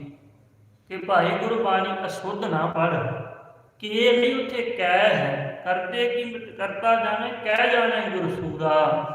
ते उस वेले फिर ਸਿੰਘਾਂ ने महाराज ਨੂੰ बेनती की सी, महाराज गुरबाणी की शुद्धि ते अशुद्धि का कोई पता नहीं लगता, कृपा करके गुरबाणी की संख्या करवाना करो। सतगुरु महाराज ने वचन किया सी, हुण ते धर्म युद्ध मोर्चे चल रहे हैं, ਜਦੋਂ ਧਰਮ युद्ध मोर्चों तो ਆਪਾਂ ਵਿਹਲੇ हो जावांगे ना, फिर ਤੁਹਾਨੂੰ ਅਸੀਂ ਗੁਰਬਾਣੀ ਦੀ ਸ਼ੁੱਧ ਜਿਹੜੀ ਸੰਥਿਆ ਅਰਥਾਂ ਸਮੇਤ ਕਰਵਾਉਣਾ ਕਰਾਂਗੇ। ਗੁਰੂ ਕਲਗੀਧਰ ਪਿਤਾ ਜੀ ਨੇ ਕੁਝ ਸਾਲ ਪਹਿਲਾਂ ਸ੍ਰੀ ਅਨੰਦਪੁਰ ਸਾਹਿਬ ਜੀ ਦੀ ਧਰਤੀ ਦੇ ਉੱਪਰ ਸਿੰਘਾਂ ਦੇ ਨਾਲ ਖਾਲਸੇ ਦੇ ਨਾਲ ਇਹ ਕੌਲ ਇਹ ਵਾਅਦਾ ਇਕਰਾਰ ਕੀਤਾ ਸੀ। ਅੱਜ ਸਮਾਂ ਆ ਗਿਆ ਜੰਗ ਯੁੱਧਾਂ ਤੋਂ ਸਤਿਗੁਰੂ ਮਹਾਰਾਜ ਜੀ ਵਿਹਲੇ ਹੋ ਗਏ ਨੇ, ਕਮਰ ਕੱਸਾ ਖੁੱਲ੍ਹ ਦਿੱਤਾ ਹੈ ਜੰਗਾਂ ਯੁੱਧਾਂ ਵਾਲਾ। ਸਤਿਗੁਰੂ ਮਹਾਰਾਜ ਜੀ ਬਠਿੰਡੇ ਵਿੱਚ ਸਾਬੋ ਕੀ ਤਲਵੰਡੀ ਵਿਖੇ ਸੁਭਾਏਮਾਨ ਦੇ ਫੌਜਾਂ ਦੇ ਸਮੇਤ ਖਾਲਸੇ ਦੇ ਸਮੇਤ ਫਿਰ ਖਾਲਸੇ ਨੇ ਗੁਰੂ ਕਲਗੀਧਰ ਪਿਤਾ ਜੀ ਨੂੰ ਬੇਨਤੀ ਕੀਤੀ, ਮਹਾਰਾਜ ਆਪ ਜੀ ਨੇ ਸ੍ਰੀ ਅਨੰਦਪੁਰ ਸਾਹਿਬ ਇਕਰਾਰ ਕੀਤਾ ਸੀ, ਕੌਲ ਕੀਤਾ ਸੀ ਗੁਰਬਾਣੀ ਦੀ ਸ਼ੁੱਧ ਸੰਥਿਆ ਕਰਾਉਣ ਦਾ, ਸੋ ਆਪ ਸਾਨੂੰ ਹੁਣ ਗੁਰਬਾਣੀ ਦੀ ਸ਼ੁੱਧ ਸੰਥਿਆ ਕਰਵਾਉਣਾ ਕਰੋ। ਜਿਸ ਵੇਲੇ ਖਾਲਸੇ ਨੇ ਬੇਨਤੀ ਕੀਤੀ, ਉਸ ਸਮੇਂ ਫਿਰ ਸੰਗਤ ਜੀ ਧੰਨ ਗੁਰੂ ਗੋਬਿੰਦ ਸਿੰਘ ਮਹਾਰਾਜ ਜੀ ਨੇ ਸਿੰਘਾਂ ਦੇ ਹੱਥ ਸੁਨੇਹਾ ਭੇਜਿਆ ਹੈ ਪਹੂਵਿੰਡ ਨਗਰ ਵਿੱਚ ਬਾਬਾ ਦੀਪ ਸਿੰਘ ਜੀ ਨੂੰ ਕਿ ਹੁਣ ਤੁਸੀਂ ਸਾਡੇ ਕੋਲ ਚੱਲ ਕੇ ਇੱਥੇ ਆ ਜਾਣਾ ਕਰੋ। ਸਤਿਗੁਰੂ ਮਹਾਰਾਜ ਦਾ ਸੁਨੇਹਾ ਸੁਣ ਕੇ ਝਟਪਟ ਹੀ ਛੇਤੀ ਨਾਲ ਬਾਬਾ ਜੀ ਪਹੂਵਿੰਡ ਨਗਰ ਤੋਂ ਚੱਲੇ ਨੇ ਤੇ ਬਠਿੰਡੇ ਵਿਖੇ ਸਾਬੋ ਕੀ ਤਲਵੰਡੀ ਸਤਿਗੁਰੂ ਮਹਾਰਾਜ ਦੇ ਚਰਨਾਂ ਦੇ ਵਿੱਚ ਹਾਜ਼ਰ ਹੋ ਗਏ ਨੇ। ਅੱਜ ਬਾਬਾ ਜੀ ਦਾ ਆਗਮਨ ਦਿਹਾੜਾ ਹੈ, ਜਨਮ ਦਿਹਾੜਾ ਹੈ। ਇਸ ਕਰਕੇ ਬਾਬਾ ਜੀ ਦੇ ਆਪਾਂ ਆਗਮਨ ਵਿੱਚੋਂ ਜੀਵਨ ਦੇ ਵਿੱਚੋਂ ਜੋ ਕੁਝ ਸੁਨਹਿਰੀ ਅੰਸ਼ ਨੇ ਨਾ, ਉਹਨਾਂ ਦੀ ਵਿਚਾਰ ਕਰਨੀ ਹੈ। ਸਾਰਾ ਜੀਵਨ ਤੇ ਉਹਨਾਂ ਦਾ ਕਿਸੇ ਵੀ ਤਰੀਕੇ ਦੇ ਨਾਲ ਵਰਣਨ ਨਹੀਂ ਕੀਤਾ ਜਾ ਸਕਦਾ, ਜਿਤਨੀ ਵੱਡੀ ਉਹ ਮਹਾਨ ਆਤਮਾ ਹੋਏ ਹਨ। ਇਸ ਕਰਕੇ ਕੁਝ ਜੋ ਸੁਨਹਿਰੀ ਅੰਸ਼ ਹਨ ਨਾ ਉਹਨਾਂ ਦੇ ਜੀਵਨ ਦੇ, ਉਹ ਆਪਾਂ ਵਿਚਾਰਾਂਗੇ। ਧੰਨ ਗੁਰੂ ਗੋਬਿੰਦ ਸਿੰਘ ਸਾਹਿਬ ਸੱਚੇ ਪਾਤਸ਼ਾਹ ਮਹਾਰਾਜ ਜੀ ਨੇ ਬਾਬਾ ਜੀ ਨੂੰ ਸੱਦਿਆ ਹੈ ਤੇ ਸਭ ਤੋਂ ਪਹਿਲਾਂ 25 ਸਿੰਘ ਦੇ ਕਰਕੇ ਬਾਬਾ ਦੀਪ ਸਿੰਘ ਜੀ ਨੂੰ ਧੀਰਮਲ ਦੇ ਕੋਲ ਭੇਜਿਆ ਹੈ। ਉਹ ਕਿਉਂ ਭੇਜਿਆ ਹੈ? ਕਿਉਂਕਿ ਧੀਰਮਲ ਦੇ ਕੋਲ ਜੋ ਸ੍ਰੀ ਗੁਰੂ ਅਰਜਨ ਦੇਵ ਸਾਹਿਬ ਸੱਚੇ ਪਾਤਸ਼ਾਹ ਜੀ ਨੇ ਗੁਰਬਾਣੀ ਲਿਖਵਾਈ ਸੀ, ਸਰੂਪ ਸੀ ਮਹਾਰਾਜ ਜੀ ਦਾ, ਉਹ ਸੁਭਾਏਮਾਨ ਸੀ। ਤੇ ਸਤਿਗੁਰੂ ਸੱਚੇ ਪਾਤਸ਼ਾਹ ਜੀ ਨੇ ਵਿਚਾਰ ਕੀਤੀ ਕਿ ਉਸ ਸਰੂਪ ਦੇ ਵਿੱਚ ਜੋ ਕਰਤਾਰਪੁਰ ਸਾਹਿਬ ਵਿਖੇ ਧੀਰਮਲ ਦੇ ਕੋਲ, ਉਸ ਸਰੂਪ ਵਿੱਚ ਧੰਨ ਗੁਰੂ ਅਰਜਨ ਦੇਵ ਸਾਹਿਬ ਜੀ ਨੇ 9ਵੇਂ ਪਾਤਸ਼ਾਹ ਜੀ ਦੀ ਬਾਣੀ ਦਰਜ ਕਰਨ ਵਾਸਤੇ ਥਾਂ ਛੱਡੀ ਹੋਈ ਹੈ ਹਰੇਕ ਰਾਗ ਦੇ ਵਿੱਚ। ਇਸ ਕਰਕੇ ਉਸ ਸਰੂਪ ਦੇ ਵਿੱਚ ਬਾਣੀ 9ਵੇਂ ਪਾਤਸ਼ਾਹ ਜੀ ਦੀ ਚੜਾਉਣੀ ਹੈ। ਇਸ ਕਰਕੇ 25 ਸਿੰਘ ਬਾਬਾ ਦੀਪ ਸਿੰਘ ਜੀ ਦੇ ਨਾਲ ਕਰਕੇ ਧੀਰਮਲ ਦੇ ਕੋਲ ਭੇਜੇ, ਪਰ ਧੀਰਮਲ ਨੇ ਮਨਾ ਕਰ ਦਿੱਤਾ ਹੈ ਕਿ ਗੁਰੂ ਨਾਨਕ ਸਾਹਿਬ ਜੀ 5ਵੀਂ ਜੋਤ ਨੇ ਇਹ ਗੁਰਬਾਣੀ ਲਿਖਵਾਈ ਸੀ ਤੇ ਉਸੇ 5ਵੀਂ ਜੋਤ ਦੇ 10ਵੇਂ ਸਰੂਪ ਧੰਨ ਗੁਰੂ ਗੋਬਿੰਦ ਸਿੰਘ ਜੀ ਹਨ। ਜੇ ਆਪਣੇ ਆਪ ਨੂੰ ਗੁਰੂ ਅਖਾਉਂਦੇ ਤੇ ਕੰਠੋਂ ਹੀ ਗੁਰਬਾਣੀ ਉਚਾਰ ਲੈਣ। ਜਿਸ ਵੇਲੇ ਐਸਾ ਕਹਿ ਕਰਕੇ ਮਨਾ ਕਰ ਦਿੱਤਾ ਤੇ ਬਾਬਾ ਦੀਪ ਸਿੰਘ ਜੀ 25 ਸਿੰਘਾਂ ਦੇ ਸਮੇਤ ਵਾਪਸ ਉੱਥੇ ਗਏ ਨੇ। ਧੰਨ ਗੁਰੂ ਗੋਬਿੰਦ ਸਿੰਘ ਮਹਾਰਾਜ ਨੂੰ ਸਾਰੀ ਘਟਨਾ ਦੱਸੀ ਹੈ। ਧੰਨ ਗੁਰੂ ਗੋਬਿੰਦ ਸਿੰਘ ਸਾਹਿਬ ਸੱਚੇ ਪਾਤਸ਼ਾਹ ਮਹਾਰਾਜ ਨੇ ਉਸ ਵੇਲੇ ਸੰਗਤੀ ਸਾਬੋ ਕੀ ਤਲਵੰਡੀ ਵਿਖੇ ਧੰਨ ਭਾਈ ਮਨੀ ਸਿੰਘ ਸਾਹਿਬ ਜੀ ਨੂੰ ਲਿਖਾਰੀ ਲਾਇਆ ਸੀ। ਧੰਨ ਗੁਰੂ ਗ੍ਰੰਥ ਸਾਹਿਬ ਸੱਚੇ ਪਾਤਸ਼ਾਹ ਜੀ ਦੀ ਗੁਰਬਾਣੀ ਕੰਠੋਂ ਉਚਾਰਨ ਕਰਕੇ ਲਿਖਵਾਉਣ ਵਾਸਤੇ ਜੋ ਪਹਿਲੇ ਲਿਖਾਰੀ ਨੇ ਧੰਨ ਗੁਰੂ ਗ੍ਰੰਥ ਸਾਹਿਬ ਸੱਚੇ ਪਾਤਸ਼ਾਹ ਜੀ ਦੇ, ਉਹ ਭਾਈ ਗੁਰਦਾਸ ਜੀ ਨੇ। ਜਦੋਂ ਸ੍ਰੀ ਗੁਰੂ ਅਰਜਨ ਦੇਵ ਸਾਹਿਬ ਨੇ ਸਰੂਪ ਲਿਖਵਾਇਆ ਤੇ ਜਦੋਂ ਧੰਨ ਗੁਰੂ ਗੋਬਿੰਦ ਸਿੰਘ ਮਹਾਰਾਜ ਨੇ ਲਿਖਵਾਇਆ ਸਾਬੋ ਕੀ ਤਲਵੰਡੀ ਵਿਖੇ ਕੰਠੋਂ ਗੁਰਬਾਣੀ ਸਾਰੀ ਉਚਾਰਨ ਕਰਕੇ, ਉਸ ਵੇਲੇ ਲਿਖਾਰੀ ਸਨ ਭਾਈ ਸਾਹਿਬ ਭਾਈ ਮਨੀ ਸਿੰਘ ਜੀ ਤੇ ਉਹਨਾਂ ਦੇ ਨਾਲ ਜੋ ਸਹਾਇਕ ਲਿਖਾਰੀ ਸਨ ਉਹ ਸਨ ਬ੍ਰਹਮ ਗਿਆਨੀ ਅਮਰ ਸ਼ਹੀਦ ਬਾਬਾ ਦੀਪ ਸਿੰਘ ਜੀ, ਜਿਹੜੇ ਕਲਮਾ ਘੜਿਆ ਕਰਦੇ ਸਨ, ਕਾਗਜ਼ ਦਾ ਤੇ ਸਿਆਹੀ ਦਾ ਸਾਰਾ ਪ੍ਰਬੰਧ ਕਰਿਆ ਕਰਦੇ ਸਨ। ਭਾਈ ਮਨੀ ਸਿੰਘ ਜੀ ਲਿਖਾਰੀ ਸਨ ਤੇ ਉਹਨਾਂ ਦੇ ਨਾਲ ਸਹਾਇਕ ਲਿਖਾਰੀ ਬਾਬਾ ਦੀਪ ਸਿੰਘ ਜੀ ਸਨ। ਜਿੱਥੇ ਬਾਬਾ ਦੀਪ ਸਿੰਘ ਜੀ ਸਹਾਇਕ ਲਿਖਾਰੀ ਵਜੋਂ ਬਹੁਤ ਵੱਡੀ ਸੇਵਾ ਕਰਿਆ ਕਰਦੇ ਸਨ। ਉੱਥੇ ਸਾਬੋ ਕੀ ਤਲਵੰਡੀ ਤਖਤ ਸ੍ਰੀ ਦਮਦਮਾ ਸਾਹਿਬ ਗੁਰੂ ਕੀ ਕਾਸ਼ੀ ਵਿਖੇ ਉਹ ਅਸਥਾਨ ਵੀ ਸੁਭਾਏਮਾਨ ਹੈ, ਦਰਸ਼ਨ ਕੀਤੇ ਹਨ ਜਿੱਥੇ ਬਾਬਾ ਦੀਪ ਸਿੰਘ ਸਾਹਿਬ ਜੀ ਸ਼ਰਦਾਈਆਂ ਦੇ ਰਗੜੇ ਲਾ ਕਰਕੇ ਸਾਰੇ ਖਾਲਸੇ ਨੂੰ ਸੰਗਤਾਂ ਨੂੰ ਛਕਾਇਆ ਕਰਦੇ ਸਨ। ਜਿੱਥੇ ਸਹਾਇਕ ਲਿਖਾਰੀ ਦੀ ਸੇਵਾ ਕਰਦੇ ਸਨ ਉੱਥੇ ਸ਼ਰਦਾਈਆਂ ਦੇ ਰਗੜਿਆਂ ਦੀ ਸੇਵਾ ਵੀ ਕਰਿਆ ਕਰਦੇ ਸਨ।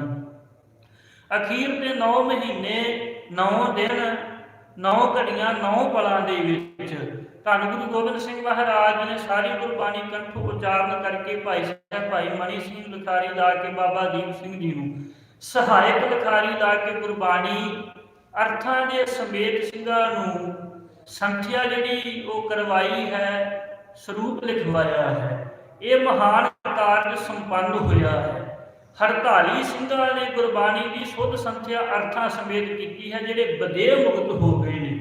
ਬਦੇਹ ਮੁਕਤ ਭਾਵ ਜਿਨ੍ਹਾਂ ਨੂੰ ਸਰੀਰ ਦੀ ਕੋਈ ਵੀ ਸੋਝੀ ਨਹੀਂ ਰਹੀ, ਆਤਮ ਮੰਡਲ ਦੇ ਵਿੱਚ ਉਡਾਰੀਆਂ ਮਾਰਨ ਲੱਗ ਪਏ ਨੇ, ਸਰੀਰ ਦੀ ਸੁੱਧ ਬੁੱਧ ਭੁੱਲ ਗਈ ਹੈ, ਵਾਹਿਗੁਰੂ ਪਰਮੇਸ਼ਰ ਵਿੱਚ ਇੱਕਮਿਕ ਹੋ ਗਏ ਨੇ। ਤੇ ਉਸ ਵੇਲੇ ਫਿਰ ਧੰਨ ਗੁਰੂ ਗੋਬਿੰਦ ਸਿੰਘ ਮਹਾਰਾਜ ਜੀ ਨੇ 48 ਸਿੰਘਾਂ ਦੇ ਵਿੱਚੋਂ ਪਹਿਲੇ ਭਾਈ ਸਾਹਿਬ ਭਾਈ ਮਨੀ ਸਿੰਘ ਜੀ ਸਨ ਤੇ ਬਾਬਾ ਦੀਪ ਸਿੰਘ ਜੀ ਵੀ ਸਨ। ਭਾਈ ਮਨੀ ਸਿੰਘ ਜੀ ਨੇ ਬਚਨ ਕੀਤਾ ਕਿ ਤੁਸੀਂ ਵੀ ਬਦੇਹ ਮੁਕਤ ਹੋ, ਪਰ ਤੁਸੀਂ ਕਰਤੱਵ ਛੱਡਣਾ ਨਹੀਂ ਹੈ। ਤੁਹਾਨੂੰ ਅਸੀਂ ਜੋ ਗੁਰਬਾਣੀ ਦੀ ਸੰਥਿਆ ਕਰਵਾਈ ਅਰਥਾਂ ਸਮੇਤ ਪੜ੍ਹਾਈ, ਇਸ ਦਾ ਅੱਗੇ ਪ੍ਰਚਾਰ ਤੇ ਪ੍ਰਸਾਰ ਕਰਨਾ ਹੈ। ਤੁਹਾਡਾ ਭਾਵੇਂ ਬੰਦ ਵੀ ਕੱਟਿਆ ਜਾਵੇ ਪਰ ਤੁਹਾਡੇ ਆਨੰਦ ਦੇ ਵਿੱਚ ਫਰਕ ਨਹੀਂ ਪੈਣਾ ਕਰੇਗਾ। ਇਉਂ ਧੰਨ ਗੁਰੂ ਗੋਬਿੰਦ ਸਿੰਘ ਸਾਹਿਬ ਸੱਚੇ ਪਾਤਸ਼ਾਹ ਜੀ ਨੇ ਭਾਈ ਮਨੀ ਸਿੰਘ ਜੀ ਨੂੰ ਆਗਿਆ ਕੀਤੀ ਤੇ ਭਾਈ ਮਨੀ ਸਿੰਘ ਜੀ ਨੇ ਫਿਰ ਸ੍ਰੀ ਅੰਮ੍ਰਿਤਸਰ ਸਾਹਿਬ ਵਿਖੇ ਆ ਕੇ ਡੇਰੇ ਲਾਏ। ਇੱਥੇ ਹੀ ਫਿਰ ਇਹਨਾਂ ਨੇ ਰਹਿ ਕੇ ਗੁਰਸਿੱਖੀ ਦਾ ਬਹੁਤ ਵੱਡਾ ਪ੍ਰਚਾਰ ਤੇ ਪ੍ਰਸਾਰ ਕੀਤਾ। ਤੇ ਬ੍ਰਹਮ ਗਿਆਨੀ ਅਮਰ ਸ਼ਹੀਦ ਬਾਬਾ ਦੀਪ ਸਿੰਘ ਜੀ ਦੇ ਤਾਈਂ ਵੀ ਧੰਨ ਗੁਰੂ ਗੋਬਿੰਦ ਸਿੰਘ ਸਾਹਿਬ ਸੱਚੇ ਪਾਤਸ਼ਾਹ ਜੀ ਨੇ ਬਚਨ ਕੀਤਾ ਕਿ ਤੁਸੀਂ ਵੀ ਬਦੇਹ ਮੁਕਤ ਹੋ, ਤੁਸੀਂ ਵੀ ਕਰਤੱਵ ਨਹੀਂ ਛੱਡਣਾ। ਤੁਹਾਡਾ ਸੀਸ ਘਰ ਨਾਲੋਂ ਅਲੱਗਾ ਤੇ ਹੋ ਜਾਵੇਗਾ ਪਰ ਤੁਹਾਡੇ ਰਸ ਦੇ ਵਿੱਚ ਫਰਕ ਨਹੀਂ ਪੈਣਾ ਕਰੇਗਾ। ਤੁਸੀਂ ਵੀ ਜੋ ਤੁਹਾਨੂੰ ਗੁਰਬਾਣੀ ਦੀ ਸੰਥਿਆ ਕਰਵਾਈ ਅਰਥਾਂ ਸਮੇਤ, ਇਸ ਦਾ ਅੱਗੇ ਪ੍ਰਚਾਰ ਤੇ ਪ੍ਰਸਾਰ ਕਰਨਾ ਹੈ। ਧੰਨ ਗੁਰੂ ਗੋਬਿੰਦ ਸਿੰਘ ਸਾਹਿਬ ਸੱਚੇ ਪਾਤਸ਼ਾਹ ਜੀ ਨੇ ਤਖਤ ਸ੍ਰੀ ਦਮਦਮਾ ਸਾਹਿਬ ਸਾਬੋ ਕੀ ਤਲਵੰਡੀ ਦਾ ਜੋ ਪਹਿਲਾ ਜਥੇਦਾਰ ਸੀ ਨਾ, ਪਹਿਲੇ ਜਥੇਦਾਰ ਉਹ ਅਮਰ ਸ਼ਹੀਦ ਬ੍ਰਹਮ ਗਿਆਨੀ ਬਾਬਾ ਦੀਪ ਸਿੰਘ ਜੀ ਨੂੰ ਬਣਾਉਣਾ ਕੀਤਾ, ਨਿਯੁਕਤ ਕੀਤਾ। ਇਹ ਮਾਣ ਸਤਿਕਾਰ ਵੀ ਸ੍ਰੀ ਦਮਦਮਾ ਸਾਹਿਬ ਦੇ ਪਹਿਲੇ ਸਿੰਘ ਸਾਹਿਬ ਹੋਣ ਦਾ ਬਾਬਾ ਦੀਪ ਸਿੰਘ ਜੀ ਨੂੰ ਪ੍ਰਾਪਤ ਹੈ। ਉੱਥੋਂ ਹੀ ਸੰਗਤ ਦੀ ਫਿਰ ਦਮਦਮੀ ਟਕਸਾਲ ਦੀ ਆਰੰਭਤਾ ਹੁੰਦੀ ਹੈ। ਦਮਦਮਾ ਸਾਹਿਬ ਗੁਰਬਾਣੀ ਦੀ ਸੰਥਿਆ ਕਰਵਾਈ ਸੀ ਨਾ, ਤੇ ਉੱਥੇ ਹੀ ਬਾਬਾ ਦੀਪ ਸਿੰਘ ਜੀ ਦੀ ਡਿਊਟੀ ਲਗਾ ਦਿੱਤੀ ਸੀ ਕਿ ਤੁਹਾਡਾ ਬੰਦ ਵੀ ਕੱਟਿਆ ਜਾਵੇਗਾ ਪਰ ਤੁਹਾਡੇ ਰਸ ਵਿੱਚ ਫਰਕ ਨਹੀਂ ਪਵੇਗਾ। ਤੁਸੀਂ ਗੁਰਬਾਣੀ ਦੀ ਸੁੱਧ ਸੰਥਿਆ ਦਾ ਪ੍ਰਚਾਰ ਤੇ ਪ੍ਰਸਾਰ ਕਰਨਾ ਹੈ। ਉੱਥੋਂ ਹੀ ਧੰਨ ਗੁਰੂ ਗੋਬਿੰਦ ਸਿੰਘ ਸਾਹਿਬ ਸੱਚੇ ਪਾਤਸ਼ਾਹ ਜੀ ਦੇ ਕਰ ਕਮਲਾਂ ਤੋਂ ਦਮਦਮੀ ਟਕਸਾਲ ਦੀ ਆਰੰਭਤਾ ਹੋ ਗਈ ਸੀ, ਜਿਸ ਦੇ ਪਹਿਲੇ ਮੁਖੀ ਅਮਰ ਸ਼ਹੀਦ ਬ੍ਰਹਮ ਗਿਆਨੀ ਬਾਬਾ ਦੀਪ ਸਿੰਘ ਜੀ ਸਨ। ਧੰਨ ਗੁਰੂ ਗੋਬਿੰਦ ਸਿੰਘ ਮਹਾਰਾਜ ਜੀ ਨੇ ਫਿਰ ਬਾਬਾ ਜੀ ਨੂੰ ਹੁਕਮ ਕੀਤਾ ਕਿ ਹੁਣ ਅਸੀਂ ਦੱਖਣ ਦੀ ਧਰਤੀ ਨੂੰ ਚਲੇ ਜਾਣਾ ਹੈ ਤੇ ਤੁਸੀਂ ਇੱਥੇ ਰਹਿ ਕੇ ਇਹ ਜੋ ਸਰੂਪ ਬੀੜ ਸਾਹਿਬ ਅਸੀਂ ਤਿਆਰ ਕਰਵਾਈ ਹੈ ਨਾ, ਇਸ ਤੋਂ ਉਤਾਰਾ ਕਰਨਾ ਹੈ ਇੱਕ ਹੋਰ ਬੀੜ ਦਾ। ਤੇ ਜਦੋਂ ਅਸੀਂ ਦੱਖਣ ਦੀ ਧਰਤੀ ਤੋਂ ਸੁਨੇਹਾ ਭੇਜਾਂਗੇ ਉਸ ਵੇਲੇ ਤੁਸੀਂ ਸਰੂਪ ਲੈ ਕੇ ਸਾਡੇ ਕੋਲ ਆ ਜਾਣਾ ਹੈ। ਸਤਿਗੁਰੂ ਮਹਾਰਾਜ ਜੀ ਦੱਖਣ ਦੀ ਧਰਤੀ ਤੇ ਚਲੇ ਗਏ ਨੇ। ਕੁਝ ਸਮਾਂ ਉੱਥੇ ਰਹਿ ਕੇ ਬੇਅੰਤ ਕੌਤਕ ਕੀਤੇ ਨੇ। ਅਖੀਰ ਤੇ ਜਦੋਂ ਸਤਿਗੁਰੂ ਮਹਾਰਾਜ ਜੀ ਨੇ ਜੋਤੀ ਜੋਤ ਸਮਾਉਣਾ ਸੀ, ਉਸ ਵੇਲੇ ਧੰਨ ਗੁਰੂ ਗੋਬਿੰਦ ਸਿੰਘ ਮਹਾਰਾਜ ਜੀ ਨੇ ਪੰਜਾਬ ਦੀ ਧਰਤੀ ਵੱਲ ਸੁਨੇਹਾ ਭੇਜ ਕਰਕੇ ਬਾਬਾ ਦੀਪ ਸਿੰਘ ਜੀ ਨੂੰ ਆਪਣੇ ਕੋਲ ਸੱਦਿਆ ਹੈ। ਬਾਬਾ ਦੀਪ ਸਿੰਘ ਜੀ ਨੇ ਸਤਿਗੁਰੂ ਮਹਾਰਾਜ ਦਾ ਹੁਕਮ ਪਾਇਆ ਹੈ। ਹਾਥੀ ਦੇ ਉੱਪਰ ਪਾਲਕੀ ਦੇ ਵਿੱਚ ਧੰਨ ਸ੍ਰੀ ਗੁਰੂ ਗ੍ਰੰਥ ਸਾਹਿਬ ਮਹਾਰਾਜ ਦਾ ਸਰੂਪ ਸੁਭਾਏਮਾਨ ਕੀਤਾ ਹੈ। ਖਾਲਸੇ ਫੌਜਾਂ ਨੂੰ ਨਾਲ ਲੈ ਕੇ ਤਖਤ ਸ੍ਰੀ ਦਮਦਮਾ ਸਾਹਿਬ ਸਾਬੋ ਕੀ ਤਲਵੰਡੀ ਤੋਂ ਚਾਲੇ ਪਾ ਦਿੱਤੇ ਤੇ ਦੱਖਣ ਦੀ ਧਰਤੀ ਦੇ ਉੱਪਰ ਬਹੁਤ ਵੱਡਾ ਪੈਂਡਾ ਜਿਹੜਾ ਸੀ ਨਾ, ਉਸ ਨੂੰ ਤੈਅ ਕਰਕੇ ਸਤਿਗੁਰੂ ਮਹਾਰਾਜ ਦੇ ਕੋਲ ਪਹੁੰਚੇ ਨੇ।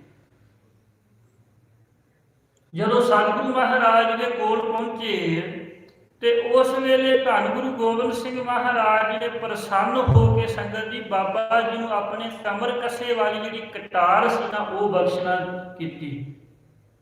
ਸਤਿਗੁਰੂ ਮਹਾਰਾਜ ਜੀ ਨੇ ਬਾਬਾ ਜੀ ਦੇ ਉੱਪਰ ਬਹੁਤ ਪ੍ਰਸੰਨਤਾ ਕੀਤੀ, ਜੋ ਅੱਜ ਵੀ ਦਲ ਪੰਥ ਦੇ ਵਿੱਚ ਸੰਭਾਲੀ ਹੋਈ ਹੈ। ਜੋ ਗੁਰੂ ਕਲਗੀਧਰ ਪਿਤਾ ਜੀ ਨੇ ਆਪਣੇ ਕਮਰ ਕੱਸੇ ਵਾਲੀ ਕਟਾਰ ਬਾਬਾ ਜੀ ਨੂੰ ਦੇਣਾ ਕੀਤੀ ਸੀ। ਫਿਰ ਸੰਗਤ ਜੀ ਬਾਬਾ ਜੀ ਨੇ ਕੀ ਸੇਵਾਵਾਂ ਕੀਤੀਆਂ ਨੇ, ਕੀ ਉਹਨਾਂ ਨੂੰ ਮਾਣ ਪ੍ਰਾਪਤ ਹੈ, ਕੀ ਪੰਥ ਨੂੰ ਦੇਣ ਹੈ ਉਹਨਾਂ ਦੀ, ਇਸ ਦੀ ਵਿਚਾਰ ਆਪਾਂ ਕਰਦੇ ਹਾਂ ਕਿ ਜਦੋਂ ਗੁਰੂ ਕਲਗੀਧਰ ਪਿਤਾ ਜੀ ਨੇ ਧੰਨ ਸ੍ਰੀ ਗੁਰੂ ਗ੍ਰੰਥ ਸਾਹਿਬ ਸੱਚੇ ਪਾਤਸ਼ਾਹ ਜੀ ਨੂੰ ਗੁਰਤਾ ਗੱਦੀ ਦਿੱਤੀ ਨਾ, ਆਪਣੇ ਜੋਤੀ ਜੋਤ ਸਮਾਉਣ ਤੋਂ 3 ਦਿਨ ਪਹਿਲਾਂ, ਤੇ ਉਸ ਵੇਲੇ ਜਿਹੜੇ 5 ਪਿਆਰੇ ਧੰਨ ਗੁਰੂ ਗ੍ਰੰਥ ਸਾਹਿਬ ਸੱਚੇ ਪਾਤਸ਼ਾਹ ਜੀ ਦੀ ਹਜ਼ੂਰੀ ਦੇ ਵਿੱਚ ਸਤਿਗੁਰੂ ਮਹਾਰਾਜ ਜੀ ਨੇ ਖੜੇ ਕੀਤੇ ਸਨ ਨਾ, ਉਹਨਾਂ 5 ਸਿੰਘਾਂ ਦੇ ਵਿੱਚ ਵੀ ਬਾਬਾ ਦੀਪ ਸਿੰਘ ਜੀ ਨੂੰ ਲੱਗਣ ਦਾ ਮਾਣ ਸਤਿਕਾਰ ਪ੍ਰਾਪਤ ਹੋਣਾ ਕੀਤਾ। ਉਹਨਾਂ 5 ਸਿੰਘਾਂ ਦੇ ਵਿੱਚ ਬਾਬਾ ਦੀਪ ਸਿੰਘ ਸਾਹਿਬ ਜੀ ਖੜੇ ਹੋਏ ਸਨ ਤੇ ਹਜ਼ੂਰੀ ਦੇ ਵਿੱਚ ਭਾਈ ਸਾਹਿਬ ਭਾਈ ਮਨੀ ਸਿੰਘ ਜੀ ਸਨ। ਇਹ ਮਾਣ ਸਤਿਕਾਰ ਵੀ ਬਾਬਾ ਜੀ ਨੂੰ ਪ੍ਰਾਪਤ ਹੋਇਆ ਹੈ। ਫਿਰ ਸੰਗਤ ਜੀ ਧੰਨ ਗੁਰੂ ਗੋਬਿੰਦ ਸਿੰਘ ਮਹਾਰਾਜ ਦੀ ਆਗਿਆ ਪਾ ਕੇ ਬਾਬਾ ਦੀਪ ਸਿੰਘ ਜੀ ਦੱਖਣ ਦੀ ਧਰਤੀ ਸ੍ਰੀ ਹਜ਼ੂਰ ਸਾਹਿਬ ਤੋਂ ਫੇਰ ਵਾਪਸ ਪੰਜਾਬ ਵਿੱਚ ਤਖਤ ਸ੍ਰੀ ਦਮਦਮਾ ਸਾਹਿਬ ਸਾਬੋ ਕੀ ਤਲਵੰਡੀ ਆ ਰਹੇ ਹਨ। ਇੱਥੇ ਆ ਕਰਕੇ ਸਤਿਗੁਰੂ ਮਹਾਰਾਜ ਦੇ ਹੁਕਮ ਅਨੁਸਾਰ ਇਹਨਾਂ ਨੇ ਗੁਰਸਿੱਖੀ ਦਾ, ਗੁਰਬਾਣੀ ਦਾ, ਮਰਿਆਦਾ ਦਾ ਪ੍ਰਚਾਰ ਤੇ ਪ੍ਰਸਾਰ ਕਰਨਾ ਆਰੰਭ ਕਰ ਦਿੱਤਾ ਹੈ। ਫਿਰ ਸੰਗਤ ਜੀ ਬਾਬਾ ਦੀਪ ਸਿੰਘ ਸਾਹਿਬ ਜੀ ਜਿੱਥੇ ਉਹ ਗੁਰਮੁਖੀ ਦੇ ਬਹੁਤ ਵੱਡੇ ਮਹਾਨ ਵਿਦਵਾਨ ਹੋਏ ਨੇ, ਜਿਨ੍ਹਾਂ ਨੇ ਤਖਤ ਸ੍ਰੀ ਦਮਦਮਾ ਸਾਹਿਬ ਵਿਖੇ ਰਹਿ ਕਰਕੇ ਸੰਗਤ ਜੀ 4 ਸਰੂਪ ਜਿਹੜੇ ਨੇ ਉਹ ਲਿਖਣਾ ਕੀਤੇ ਹਨ। 4 ਸਰੂਪ। ਬਾਬਾ ਦੀਪ ਸਿੰਘ ਜੀ ਦਾ ਜੀਵਨ ਕੈਸਾ ਸੀ? ਜੋ ਸਾਬੋ ਕੀ ਤਲਵੰਡੀ ਬਠਿੰਡੇ ਦੀ ਧਰਤੀ ਸੀ ਨਾ, ਉਹ ਰੇਤਲੇ ਇਲਾਕੇ ਸਨ ਉਸ ਸਮੇਂ, ਪਹਾੜਾਂ ਵਰਗੇ ਵੱਡੇ ਵੱਡੇ ਉੱਥੇ ਟਿੱਬੇ ਸਨ। ਬਾਬਾ ਦੀਪ ਸਿੰਘ ਜੀ ਦਾ ਬਹੁਤ ਵੱਡਾ ਨਿਤਨੇਮ ਸੀ। 5 ਗ੍ਰੰਥੀ, 10 ਗ੍ਰੰਥੀ, 110 ਪਾਠ ਸ੍ਰੀ ਜਪਜੀ ਸਾਹਿਬ ਦੇ ਕਰਿਆ ਕਰਦੇ ਸਨ। ਅਤੇ ਸੰਗਤ ਜੀ ਬਾਬਾ ਜੀ ਦੀ ਖੁਰਾਕ ਕੀ ਸੀ? ਆਪਣੇ ਕੋਲ ਛੋਲੇ ਰੱਖਿਆ ਕਰਦੇ ਸਨ। ਛੋਲੇ ਖਾ ਕਰਕੇ, ਬੇਰੀਆਂ ਦੇ ਬੇਰ ਖਾ ਕਰਕੇ, ਘੜੇ ਦੇ ਵਿੱਚ ਪਾਣੀ ਰੱਖਿਆ ਹੁੰਦਾ ਸੀ, ਉਹ ਪਾਣੀ ਪੀ ਲੈਣਾ। ਇਤਨੀ ਕਿ ਇਹਨਾਂ ਦੀ ਖੁਰਾਕ ਹੁੰਦੀ ਸੀ। ਇਤਨੀ ਕੁ ਖੁਰਾਕ ਲੈ ਕਰਕੇ ਬਹੁਤ ਵੱਡਾ ਨਿਤਨੇਮ ਕਰਨਾ। ਜਿੱਥੇ ਨਿਤਨੇਮ ਕਰਦੇ, ਪ੍ਰਚਾਰ ਕਰਦੇ, ਉੱਥੇ ਇਹਨਾਂ ਨੇ ਆਪਣੇ ਹੱਥੀਂ 4 ਬੀੜਾਂ, 4 ਸਰੂਪ ਗੁਰਬਾਣੀ ਦੇ ਲਿਖੇ, ਜਿਹੜੇ ਸਰੂਪ ਤਖਤਾਂ ਦੇ ਉੱਪਰ ਸੁਭਾਏਮਾਨ ਕਰਨਾ ਕੀਤੇ। ਇੱਕ ਸਰੂਪ ਸ੍ਰੀ ਅਕਾਲ ਤਖਤ ਸਾਹਿਬ ਜੀ ਵਿਖੇ, ਸ੍ਰੀ ਅੰਮ੍ਰਿਤਸਰ ਸਾਹਿਬ ਵਿਖੇ ਭੇਜਣਾ ਕੀਤਾ। ਇੱਕ ਸ੍ਰੀ ਅਨੰਦਪੁਰ ਸਾਹਿਬ ਵਿਖੇ ਭੇਜਣਾ ਕੀਤਾ। ਇੱਕ ਸ੍ਰੀ ਹਰਮੰਦਰ ਜੀ ਪਟਨਾ ਸਾਹਿਬ ਵਿਖੇ ਭੇਜਣਾ ਕੀਤਾ ਤੇ ਇੱਕ ਸੱਚਖੰਡ ਸ੍ਰੀ ਹਜ਼ੂਰ ਸਾਹਿਬ ਵਿਖੇ ਭੇਜਣਾ ਕੀਤਾ। ਜਿੱਥੇ ਬਾਬਾ ਦੀਪ ਸਿੰਘ ਜੀ ਗੁਰਮੁਖੀ ਦੀ ਬਹੁਤ ਵੱਡੇ ਵਿਦਵਾਨ ਸਨ, ਉੱਥੇ ਅਰਬੀ ਤੇ ਫਾਰਸੀ ਦੇ ਬਹੁਤ ਵੱਡੇ ਵਿਦਵਾਨ ਸਨ। ਆਪ ਹੈਰਾਨ ਹੋ ਜਾਓਗੇ ਕਿ ਬਾਬਾ ਜੀ ਅਰਬੀ ਦੇ ਇਤਨੇ ਵੱਡੇ ਵਿਦਵਾਨ ਸਨ ਕਿ ਦੁਨੀਆ ਦੇ ਵਿੱਚ ਇਹੋ ਹੀ ਇਕੱਲੇ ਐਸੇ ਵਿਦਵਾਨ ਤੇ ਲਿਖਾਰੀ ਹੋਏ ਨੇ ਜਿਨ੍ਹਾਂ ਨੇ ਅਰਬੀ ਭਾਸ਼ਾ ਦੇ ਵਿੱਚ ਧੰਨ ਸ੍ਰੀ ਗੁਰੂ ਗ੍ਰੰਥ ਸਾਹਿਬ ਦਾ ਸਰੂਪ ਲਿਖਿਆ ਹੈ। ਅਰਬੀ ਭਾਸ਼ਾ ਦੇ ਵਿੱਚ ਧੰਨ ਗੁਰੂ ਗ੍ਰੰਥ ਸਾਹਿਬ ਮਹਾਰਾਜ ਦਾ ਸਰੂਪ ਲੈ ਕੇ ਅਰਬ ਦੇਸ਼ ਦੇ ਵਿੱਚ, ਅਰਬ ਕੰਟਰੀਆਂ ਦੇ ਵਿੱਚ ਭੇਜਣਾ ਕੀਤਾ ਹੈ। ਉੱਥੋਂ ਦੇ ਲੋਕ ਬੜੀ ਭਾਵਨਾ ਤੇ ਸ਼ਰਧਾ ਦੇ ਨਾਲ ਗੁਰਬਾਣੀ ਪੜ੍ਹ ਕੇ, ਧੰਨ ਗੁਰੂ ਗ੍ਰੰਥ ਸਾਹਿਬ ਦੀ ਸੇਵਾ ਕਰਕੇ ਆਪਣੀਆਂ ਮਨੋਕਾਮਨਾ ਪੂਰੀਆਂ ਕਰਦੇ ਨੇ। ਫਾਰਸੀ ਦੇ ਇਤਨੇ ਵੱਡੇ ਵਿਦਵਾਨ ਸਨ ਕਿ ਤਖਤ ਸ੍ਰੀ ਦਮਦਮਾ ਸਾਹਿਬ ਕੇ ਵੱਡੇ ਵੱਡੇ ਬ੍ਰਾਹਮਣ ਵਿਦਵਾਨ ਇਹਨਾਂ ਦੇ ਨਾਲ ਚਰਚਾ ਕਰਨ ਵਾਸਤੇ ਆਇਆ ਕਰਦੇ ਸਨ ਤੇ ਨਿਰੁੱਤਰ ਹੋ ਕੇ ਜਾਇਆ ਕਰਦੇ ਸਨ। ਇਤਨੇ ਵੱਡੇ ਫਾਰਸੀ ਦੇ ਵਿਦਵਾਨ ਸਨ। ਸੰਗਤ ਜੀ ਦਮਦਮੀ ਟਕਸਾਲ ਜਥੇਬੰਦੀ ਦੇ ਵਿੱਚ ਜੋ ਗੁਰਬਾਣੀ ਦਾ ਅਦਬ ਤੇ ਸਤਿਕਾਰ ਕੀਤਾ ਜਾਂਦਾ ਤੇ ਕਰਾਇਆ ਜਾਂਦਾ ਹੈ, ਇਸ ਦਾ ਪੂਰਨਾਮੀ ਬ੍ਰਹਮ ਗਿਆਨੀ ਅਮਰ ਸ਼ਹੀਦ ਬਾਬਾ ਦੀਪ ਸਿੰਘ ਜੀ ਨੇ ਧੰਨ ਗੁਰੂ ਗੋਬਿੰਦ ਸਿੰਘ ਮਹਾਰਾਜ ਦੇ ਕੋਲ ਰਹਿ ਕੇ ਜੋ ਸਿੱਖਿਆਵਾਂ ਪ੍ਰਾਪਤ ਕੀਤੀਆਂ ਉਹਨਾਂ ਅਨੁਸਾਰ ਪਾ ਕੇ ਦੱਸਣਾ ਕੀਤਾ ਹੈ। ਬਾਬਾ ਦੀਪ ਸਿੰਘ ਸਾਹਿਬ ਜੀ ਦੇ ਜੀਵਨ ਦੀ ਬਹੁਤ ਵੱਡੀ ਇੱਕ ਪਿਆਰੀ ਘਟਨਾ ਇਤਿਹਾਸਕਾਰ ਲਿਖਦੇ ਨੇ। ਉਹ ਲਿਖਦੇ ਨੇ ਕਿ ਜਦੋਂ ਬਾਬਾ ਜੀ ਗੁਰਬਾਣੀ ਦੇ ਸਰੂਪ ਲਿਖਿਆ ਕਰਦੇ ਸਨ ਨਾ, ਗੁਰਬਾਣੀ ਲਿਖਿਆ ਕਰਦੇ ਸਨ, ਤੇ ਉਹਨਾਂ ਨੇ ਪਹਿਲਾਂ ਹੀ ਇੱਕ ਜਿਹੜਾ ਕੋਠਾ ਹੁੰਦਾ ਸੀ ਉਹ ਕਲਮਾਂ ਦੇ ਨਾਲ ਭਰ ਲੈਣਾ, ਕਲਮਾਂ ਘੜ ਕੇ ਰੱਖ ਲੈਣੀਆਂ, ਤੇ ਫਿਰ ਗੁਰਬਾਣੀ ਲਿਖਣ ਆਰੰਭ ਕਰ ਦੇਣੀ। ਇੱਕ ਦਿਨ ਕੀ ਹੋਇਆ ਕਿ ਬਾਬਾ ਜੀ ਗੁਰਬਾਣੀ ਲਿਖ ਰਹੇ ਸਨ, ਤੇ ਗੁਰਬਾਣੀ ਲਿਖਦਿਆਂ ਲਿਖਦਿਆਂ ਜਦੋਂ ਕਲਮ ਨੇ ਕੋਈ ਮੋਟੀ ਹੋ ਜਾਣਾ ਨਾ, ਤੇ ਉਸ ਵੇਲੇ ਉਹ ਕਲਮ ਨੂੰ ਸਰੋਵਰ ਦੇ ਵਿੱਚ ਪਾ ਦੇਣਾ, ਸਰੋਵਰ ਦੇ ਵਿੱਚ ਪ੍ਰਵਾਹ ਕਰ ਦੇਣਾ, ਸਰੋਵਰ ਵਿੱਚ ਸੁੱਟ ਦੇਣਾ। ਲਾਗੇ ਜਿਹੜਾ ਸਿੰਘ ਸੀ ਨਾ, ਉਸਨੇ ਬਾਬਾ ਜੀ ਨੂੰ ਬੇਨਤੀ ਕੀਤੀ, ਬਾਬਾ ਜੀ ਅਜੇ ਤੇ ਉਸ ਕਲਮ ਦਾ ਕੁਝ ਵਿਗੜਿਆ ਨਹੀਂ ਸੀ, ਉਸ ਨੂੰ ਘੜ ਕਰਕੇ ਤੁਸੀਂ ਹੋਰ ਗੁਰਬਾਣੀ ਦੀ ਲਿਖਾਈ ਲਿਖ ਸਕਦੇ ਸੀ, ਉਹ ਕੰਮ ਆ ਸਕਦੀ ਸੀ। ਬਾਬਾ ਜੀ ਦੇ ਹਿਰਦੇ ਦੇ ਵਿੱਚ ਗੁਰਬਾਣੀ ਦੇ ਸਤਿਕਾਰ ਪ੍ਰਤੀ ਕਿਤਨੀ ਵੱਡੀ ਭਾਵਨਾ ਸੀ। ਬਾਬਾ ਜੀ ਕਹਿਣ ਲੱਗੇ, ਸਿੰਘ ਜੀ ਤੁਸੀਂ ਮੇਰੇ ਭਾਵਨਾ ਨੂੰ, ਮੇਰੀ ਹਿਰਦੇ ਦੇ ਵਲਵਲੇ ਨੂੰ ਸਮਝਣਾ ਨਹੀਂ ਕੀਤਾ। ਬਾਬਾ ਜੀ ਕਹਿਣ ਲੱਗੇ ਕਿ ਜਿਹੜੀ ਕਲਮ ਦੇ ਨਾਲ ਗੁਰਬਾਣੀ ਲਿਖੀ ਗਈ ਹੈ, ਉਹ ਕਲਮ ਗੁਰਬਾਣੀ ਦੀ ਛੋਹ ਦੇ ਨਾਲ ਪਵਿੱਤਰ ਹੋ ਗਈ ਹੈ, ਤੇ ਮੈਂ ਉਸ ਕਲਮ ਦੇ ਮੂੰਹ ਨੂੰ ਦੁਬਾਰਾ ਚਾਕੂ ਲਾ ਕੇ ਉਸ ਨੂੰ ਘੜਨਾ ਕਰਾਂ, ਇਹ ਉਸ ਕਲਮ ਦਾ ਸਤਿਕਾਰ ਕਰਨ ਦੀ ਥਾਂ ਬਹੁਤ ਵੱਡਾ ਨਿਰਾਦਰ ਹੋ ਜਾਣਾ ਕਰੇਗਾ, ਕਿਉਂਕਿ ਉਹ ਕਲਮ ਦਾ ਮੂੰਹ ਜਿਹੜਾ ਹੈ ਉਹ ਗੁਰਬਾਣੀ ਲਿਖ ਲਿਖ ਕਰਕੇ ਪਵਿੱਤਰ ਹੋ ਗਿਆ, ਪੂਜਨੀਕ ਹੋ ਗਿਆ ਹੈ। ਮੇਰਾ ਨਹੀਂ ਹਿਰਦਾ ਕਰਦਾ ਕਿ ਮੈਂ ਉਸ ਕਲਮ ਦੇ ਮੂੰਹ ਦੇ ਉੱਪਰ ਦੁਬਾਰਾ ਚਾਕੂ ਚਲਾਉਣਾ ਕਰਾਂ। ਇਤਨਾ ਵੱਡਾ ਮਾਣ ਸਤਿਕਾਰ ਬਾਬਾ ਜੀ ਨੇ ਗੁਰਬਾਣੀ ਦਾ ਕੀਤਾ। ਜਿੱਥੇ 4 ਸਰੂਪ ਗੁਰਬਾਣੀ ਦੇ ਗੁਰਮੁਖੀ ਅੱਖਰਾਂ ਵਿੱਚ, ਇੱਕ ਅਰਬੀ ਭਾਸ਼ਾ ਦੇ ਵਿੱਚ ਲਿਖਿਆ, ਉੱਥੇ ਸੰਗਤ ਜੀ ਇੱਕ ਸ੍ਰੀ ਦਸਮ ਗ੍ਰੰਥ ਸਾਹਿਬ ਜੀ ਦੇ ਸਰੂਪ ਵੀ ਤਿਆਰ ਕੀਤੇ ਲਿਖੇ, ਜਿਨ੍ਹਾਂ ਦਾ ਭੋਗ ਅਸਫੋਗਤ ਕਬਿਤ ਸਵਈਆਂ ਦੇ ਉੱਪਰ ਪੈਂਦਾ ਹੈ। ਇਹ ਦੇਣਾ ਬਾਬਾ ਦੀਪ ਸਿੰਘ ਜੀ ਦੀਆਂ ਹਨ। ਫਿਰ ਸੰਗਤ ਜੀ ਜਦੋਂ 1708 ਦੇ ਵਿੱਚ ਬਾਬਾ ਬੰਦਾ ਸਿੰਘ ਬਹਾਦਰ ਜੀ ਧੰਨ ਗੁਰੂ ਗੋਬਿੰਦ ਸਿੰਘ ਮਹਾਰਾਜ ਦਾ ਹੁਕਮ ਪਾ ਕੇ ਪੰਜਾਬ ਦੇ ਵਿੱਚ ਆਏ ਨੇ ਜ਼ਾਲਮਾਂ ਨੂੰ ਫੋਧਣ ਵਾਸਤੇ, 1708 ਈਸਵੀ ਤੋਂ ਲੈ ਕੇ 1715 ਈਸਵੀ ਤੱਕ ਬਾਬਾ ਦੀਪ ਸਿੰਘ ਜੀ, ਬਾਬਾ ਬੰਦਾ ਸਿੰਘ ਬਹਾਦਰ ਜੀ ਦੀ ਹਰ ਮੁਹਿੰਮ ਦੇ ਵਿੱਚ ਨਾਲ ਰਹੇ ਨੇ। ਹਰੇਕ ਯੁੱਧ ਦੇ ਵਿੱਚ ਉਹਨਾਂ ਨੇ ਹਿੱਸਾ ਲਿਆ ਹੈ। ਵਿਦਵਾਨ ਲਿਖਦੇ ਹਨ ਕਿ ਸ੍ਰੀ ਅਨੰਦਪੁਰ ਸਾਹਿਬ ਦੇ 3 ਮਹੀਨੇ ਬਾਬਾ ਬੰਦਾ ਸਿੰਘ ਬਹਾਦਰ ਜੀ ਰਹੇ ਨੇ, ਤੇ ਬਾਬਾ ਦੀਪ ਸਿੰਘ ਜੀ ਨੇ 3 ਮਹੀਨੇ ਜੋ ਕਥਾ ਵਿਚਾਰ ਖਾਲਸੇ ਦੇ ਤਾਈਂ ਸੁਣਾਈ ਹੈ, ਤੇ ਖਾਲਸੇ ਨੇ ਬਾਬਾ ਬੰਦਾ ਸਿੰਘ ਬਹਾਦਰ ਜੀ ਨੇ ਬਾਬਾ ਦੀਪ ਸਿੰਘ ਜੀ ਨੂੰ ਇਤਨਾ ਵੱਡਾ ਮਾਣ ਸਤਿਕਾਰ ਦਿੱਤਾ ਕਿ ਪੰਥ ਵੱਲੋਂ ਇਹਨਾਂ ਨੂੰ ਸ਼ਹੀਦ ਦਾ ਰੁਤਬਾ ਪ੍ਰਾਪਤ ਹੋ ਜਾਣਾ ਕੀਤਾ। ਫਿਰ ਸੰਗਤ ਜੀ ਜਿਸ ਵੇਲੇ ਤਖਤ ਖਾਲਸੇ ਤੇ ਬੰਦਈ ਖਾਲਸੇ ਦੇ ਵਿੱਚ ਝਗੜਾ ਪੈਦਾ ਹੋ ਗਿਆ ਨਾ, ਸ੍ਰੀ ਅੰਮ੍ਰਿਤਸਰ ਸਾਹਿਬ ਵਿਖੇ ਸ੍ਰੀ ਹਰਿਮੰਦਰ ਸਾਹਿਬ ਦਾ ਪ੍ਰਬੰਧ ਸੰਭਾਲਣ ਤੋਂ ਜੋ ਬੰਦਈ ਖਾਲਸਾ ਸੀ ਉਹ ਸਤਿਗੁਰੂ ਦੇ ਆਸ਼ੇ ਤੋਂ ਉਲਟ ਚੱਲ ਰਹੇ ਸਨ। ਤਖਤ ਖਾਲਸੇ ਤੇ ਬੰਦਈ ਖਾਲਸੇ ਦਾ ਆਪਸੀ ਝਗੜਾ ਹੋ ਗਿਆ, ਤੇ ਉਸ ਵੇਲੇ ਝਗੜੇ ਨੂੰ ਜੇ ਮਿਟਿਆ ਤੇ ਉਹ ਅਮਰ ਸ਼ਹੀਦ ਬਾਬਾ ਦੀਪ ਸਿੰਘ ਜੀ ਤੇ ਭਾਈ ਮਨੀ ਸਿੰਘ ਸਾਹਿਬ ਜੀ ਨੇ ਮਿਟਿਆ। ਬਾਬਾ ਦੀਪ ਸਿੰਘ ਜੀ ਨੇ ਤੇ ਭਾਈ ਮਨੀ ਸਿੰਘ ਜੀ ਨੇ ਇਹ ਸਲਾਹ ਦਿੱਤੀ ਤਖਤ ਖਾਲਸੇ ਤੇ ਬੰਦਈ ਖਾਲਸੇ ਨੂੰ ਕਿ ਤੁਸੀਂ ਆਪਸ ਦੇ ਵਿੱਚ ਨਾ ਝਗੜਨਾ ਕਰੋ, ਆਪਸ ਦੇ ਵਿੱਚ ਨਾ ਲੜਨਾ ਕਰੋ।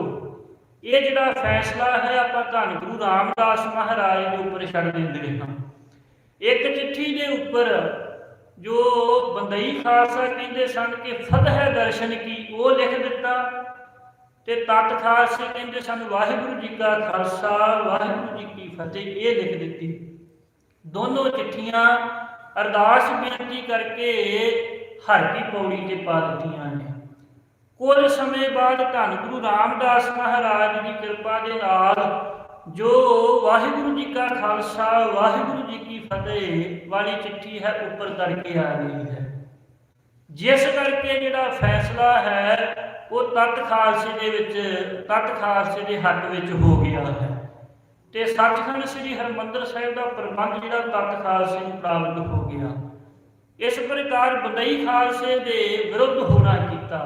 ਇਹ ਜਿਹੜਾ ਝਗੜਾ ਸੀ, ਇਹ ਲੜਾਈ ਸੀ, ਇਹ ਬਾਬਾ ਦੀਪ ਸਿੰਘ ਜੀ ਤੇ ਭਾਈ ਮਣੀ ਸਿੰਘ ਜੀ ਦੀ ਸਿਆਣਪ ਕਰਕੇ ਟਲ ਜਾਣਾ ਕੀਤਾ।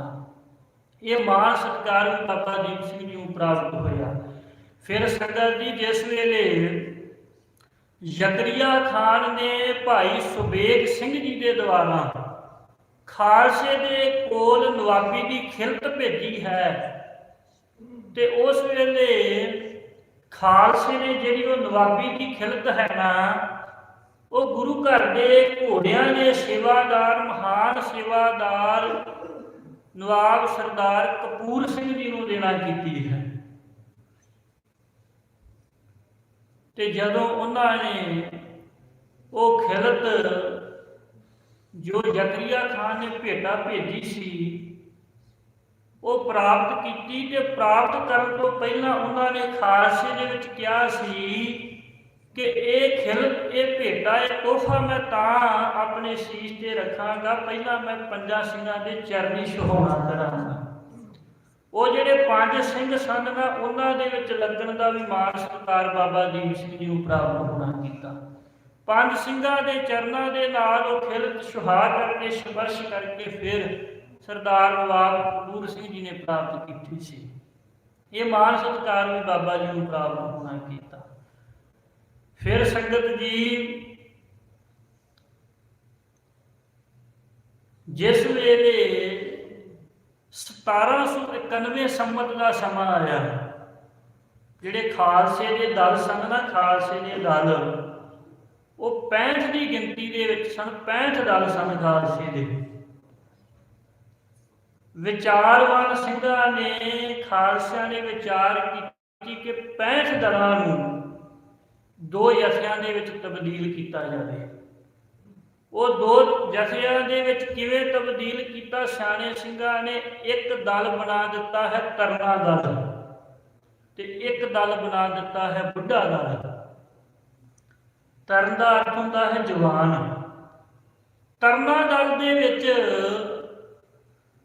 ਕਿਹੜੇ ਸਿੰਘ ਸ਼ਾਮਲ ਸਨ? ਜਿਹੜੇ 40 ਸਾਲਾਂ ਤੋਂ ਘੱਟ ਸਨ, ਉਹ ਤਰਨਾ ਦਲ ਦੇ ਜਥੇ ਦੇ ਵਿੱਚ ਰੱਖੇ ਗਏ ਤੇ ਜਿਹੜੇ 40 ਸਾਲ ਤੋਂ ਉੱਪਰ ਸਨ ਉਹ ਬੁੱਢੇ ਦਲ ਦੇ ਵਿੱਚ ਵੰਡ ਦਿੱਤੇ। ਬੁੱਢੇ ਭਾਵ ਬਜ਼ੁਰਗ, ਜਿਹੜੇ ਬਜ਼ੁਰਗਾਂ ਦਾ 40 ਸਾਲਾਂ ਤੋਂ ਵਧੇਰੇ ਸਨ, ਉਹਨਾਂ ਦਾ ਦਲ ਦਾ ਨਾਮ ਬੁੱਢਾ ਦਲ ਰੱਖ ਦਿੱਤਾ ਗਿਆ ਤੇ ਜਿਹੜੇ 40 ਸਾਲ ਤੋਂ ਘੱਟ ਸਨ ਉਹਨਾਂ ਦਾ ਨਾਮ ਰੱਖ ਦਿੱਤਾ ਗਿਆ ਤਰਨਾ ਦਲ। ਫਿਰ 1734 ਈਸਵੀ ਦੇ ਵਿੱਚ ਜਦੋਂ ਸਿੰਘ ਸਾਹਿਬ ਜਥੇਦਾਰ ਦਰਬਾਰਾ ਸਿੰਘ ਜੀ ਸੱਚਖੰਡ ਨੂੰ ਪਿਆਨਾ ਕਰ ਗਏ ਤੇ ਸਮੇਂ ਦੀ ਲੋੜ ਅਨੁਸਾਰ ਤਰਨਾ ਦਲ ਦੇ ਅੱਗੇ 5 ਜਥੇ ਬਣੇ ਨੇ। 5 ਜਥੇ, 5 ਜਥਿਆਂ ਦੇ ਵਿੱਚੋਂ ਇੱਕ ਜਥੇ ਦੇ ਜਥੇਦਾਰ ਹੋਣ ਦਾ ਮਾਣ ਸਤਿਕਾਰ ਬਾਬਾ ਦੀਪ ਸਿੰਘ ਜੀ ਨੂੰ ਪ੍ਰਾਪਤ ਹੋਇਆ ਹੈ। ਬਾਬਾ ਜੀ ਦੇ ਜਥੇ ਦੇ ਵਿੱਚ 2000 ਖਾਲਸੇ ਸਦਾ ਹੀ ਤਿਆਰ ਬਰ ਤਿਆਰ ਰਿਹਾ ਕਰਦੇ ਸਨ। ਫਿਰ ਸੰਗਤ ਜਦੋਂ ਮੱਸੇ ਰੰਗੜ ਨੇ ਸੱਚਖੰਡ ਸ੍ਰੀ ਹਰਿਮੰਦਰ ਸਾਹਿਬ ਜੀ ਦੀ ਬੇਅਦਬੀ ਕੀਤੀ ਨਾ, ਤੇ ਉਹ ਮੱਸੇ ਰੰਗੜ ਨੂੰ ਜਿਨ੍ਹਾਂ ਸਿੰਘਾਂ ਨੇ ਭਾਈ ਸੁੱਖਾ ਸਿੰਘ ਤੇ ਮਹਿਤਾਬ ਸਿੰਘ ਨੇ ਸੋਧਾ ਲਾਇਆ ਸੀ ਨਾ, ਸ਼ੇਰ ਦਾ ਟੰਗ ਕੇ ਨੇਜੇ ਤੇ ਲਿਆਂਦਾ, ਨੇਜੇ ਤੇ ਰੱਖ ਕੇ ਖਾਲਸੇ ਦੇ ਅੱਗੇ ਹਾਜ਼ਰ ਕੀਤਾ ਸੀ, ਉਹ ਜਿਹੜੇ ਭਾਈ ਸੁੱਖਾ ਸਿੰਘ ਤੇ ਮਹਿਤਾਬ ਸਿੰਘ ਜੀ ਸਨ ਨਾ, ਉਹ ਵੀ ਬਾਬਾ ਦੀਪ ਸਿੰਘ ਜੀ ਦੇ ਜਥੇ ਦੇ ਸਿੰਘ ਸਨ। ਇਹ ਵੀ ਬਾਬਾ ਦੀਪ ਸਿੰਘ ਜੀ ਨੂੰ ਇੱਕ ਬਹੁਤ ਵੱਡਾ ਮਾਣ ਤੇ ਸਤਿਕਾਰ ਮਿਲਿਆ ਹੈ।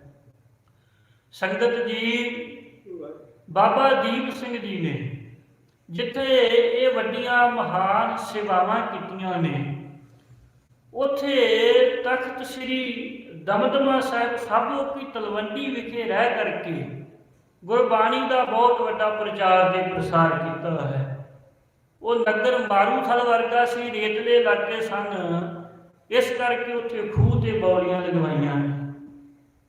ਜਿਹੜੇ ਤਖਤ ਸ੍ਰੀ ਦਮਦਮਾ ਸਾਹਿਬ ਵਿਖੇ ਗਏ ਨੇ ਜਿਨ੍ਹਾਂ ਨੇ ਦਰਸ਼ਨ ਕੀਤੇ ਨੇ, ਉਹਨਾਂ ਨੂੰ ਪਤਾ ਹੈ ਕਿ ਬਾਬਾ ਦੀਪ ਸਿੰਘ ਜੀ ਵਰਗਾ ਕੋਈ ਇੰਜੀਨੀਅਰ ਵੀ ਨਹੀਂ ਹੋਣਾ। ਜਿਹੋ ਜਿਹਾ ਉਹਨਾਂ ਨੇ ਘੋੜਾ ਤਿਆਰ ਕੀਤਾ ਨਾ ਤਖਤ ਸ੍ਰੀ ਦਮਦਮਾ ਸਾਹਿਬ ਵਿਖੇ, ਉਸ ਦੇ ਅੱਗੇ ਵੱਡੇ ਵੱਡੇ ਏਸੀ ਵੀ ਫੇਲ ਹੋ ਜਾਂਦੇ ਨੇ। ਇਤਨੀ ਤਕਨੀਕ ਦੇ ਨਾਲ, ਐਸੀ ਯੁਕਤੀ ਦੇ ਨਾਲ ਬਾਬਾ ਦੀਪ ਸਿੰਘ ਜੀ ਨੇ ਉੱਥੇ ਘੋੜਾ ਤਿਆਰ ਕਰਨਾ ਕੀਤਾ ਹੈ, ਜਿੱਥੇ ਰਹਿ ਕੇ ਉਹ ਬੰਦਗੀ ਕਰਿਆ ਕਰਦੇ ਸਨ। ਖੂਹ ਲਗਵਾਉਣੇ, ਬੌਲੀਆਂ ਤਿਆਰ ਕਰਵਾਈਆਂ ਤੇ ਗੁਰਸਿੱਖੀ ਦਾ ਪ੍ਰਚਾਰ ਤੇ ਪ੍ਰਸਾਰ ਕੀਤਾ। ਇਹ ਬਹੁਤ ਵੱਡਾ ਮਾਣ ਸਤਿਕਾਰ ਬਾਬਾ ਜੀ ਨੂੰ ਪ੍ਰਾਪਤ ਹੋਇਆ ਹੈ।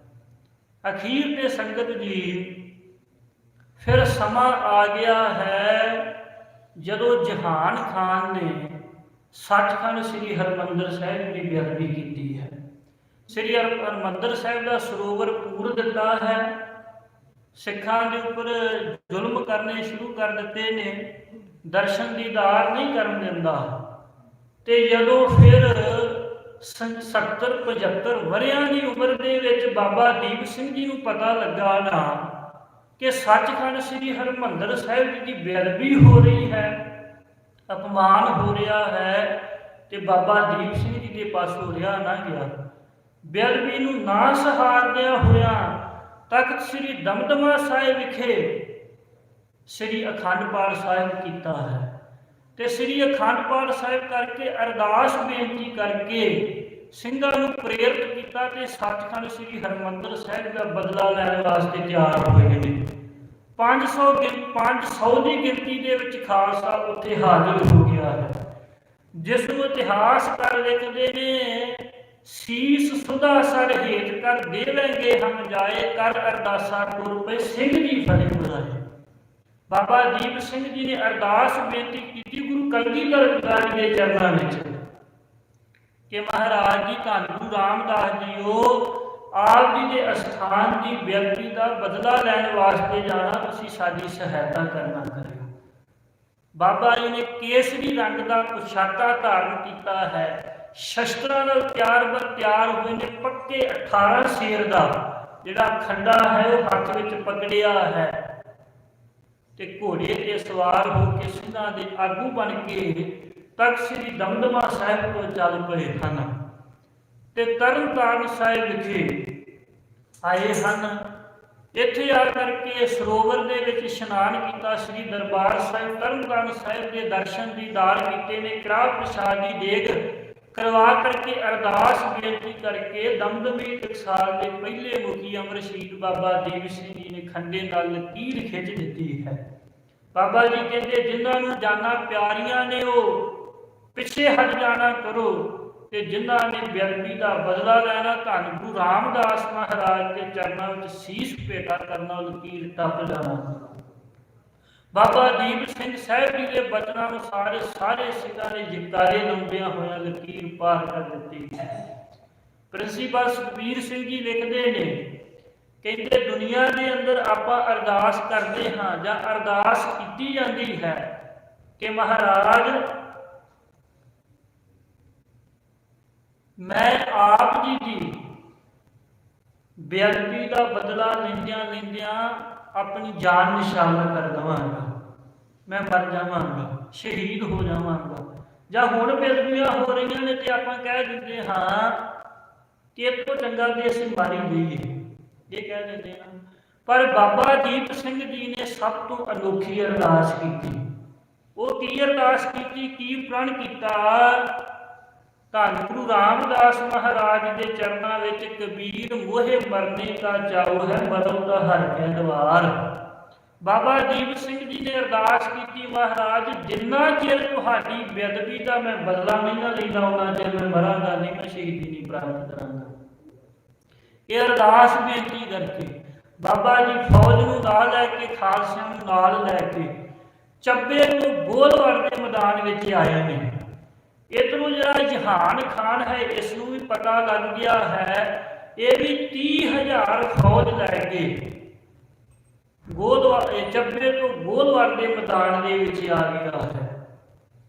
ਇੱਥੇ ਸੰਗਤ ਜੀ ਇੱਕ ਪਾਸੇ 70-75 ਵਰ੍ਹਿਆਂ ਦੇ ਬਜ਼ੁਰਗ ਬਾਬਾ ਦੀਪ ਸਿੰਘ ਸਾਹਿਬ ਜੀ ਫੌਜ ਦੀ ਅਗਵਾਈ ਕਰਦੇ ਨੇ, ਮੁੱਠੀ ਭਰ ਸਿੰਘਾਂ ਦੀ ਅਗਵਾਈ ਕਰ ਰਹੇ ਨੇ, ਤੇ ਇੱਕ ਪਾਸੇ ਵੱਡੇ ਵੱਡੇ ਪਠਾਨ ਜਿਹੜੇ ਨੇ, ਜਹਾਨ ਖਾਂ ਵਰਗੇ, ਯਕੂਬ ਖਾਂ ਵਰਗੇ 30,000 ਫੌਜ ਹੈ। ਇਹਨਾਂ ਦਾ ਗੋਲਵਾਰ ਦੇ ਮੈਦਾਨ ਦੇ ਵਿੱਚ ਗਹਿ-ਗੱਤ ਯੁੱਧ ਹੋਣਾ ਕੀਤਾ ਹੈ। ਘਮਸਾਨ ਦਾ ਯੁੱਧ ਮਚਿਆ ਹੈ, ਆਮੋ ਸਾਹਮਣੀ ਵਾਰ ਹੋ ਰਹੇ ਨੇ। ਪਹਿਲਾਂ ਬਾਬਾ ਦੀਪ ਸਿੰਘ ਜੀ ਦਾ ਤੇ ਯਕੂਬ ਖਾਨ ਦਾ ਯੁੱਧ ਹੋਇਆ ਹੈ, ਗੁੱਥਮ ਗੁੱਥੀ ਹੋਏ ਨੇ, ਹੱਥੋਂ ਹੱਥੀ ਹੋਏ ਨੇ। ਅਖੀਰ ਤੇ ਬਾਬਾ ਦੀਪ ਸਿੰਘ ਜੀ ਨੇ ਐਸੀ ਜ਼ੋਰ ਤੇ ਜੋਸ਼ ਦੇ ਨਾਲ ਭੁਆਂ ਕਰਕੇ ਗੁਰਜ ਯਕੂਬ ਖਾਨ ਦੇ ਸਿਰ ਵਿੱਚ ਮਾਰੀ ਹੈ, ਉਹ ਥਾਂ ਦੇ ਢੇਰੀ ਹੋ ਗਿਆ ਹੈ।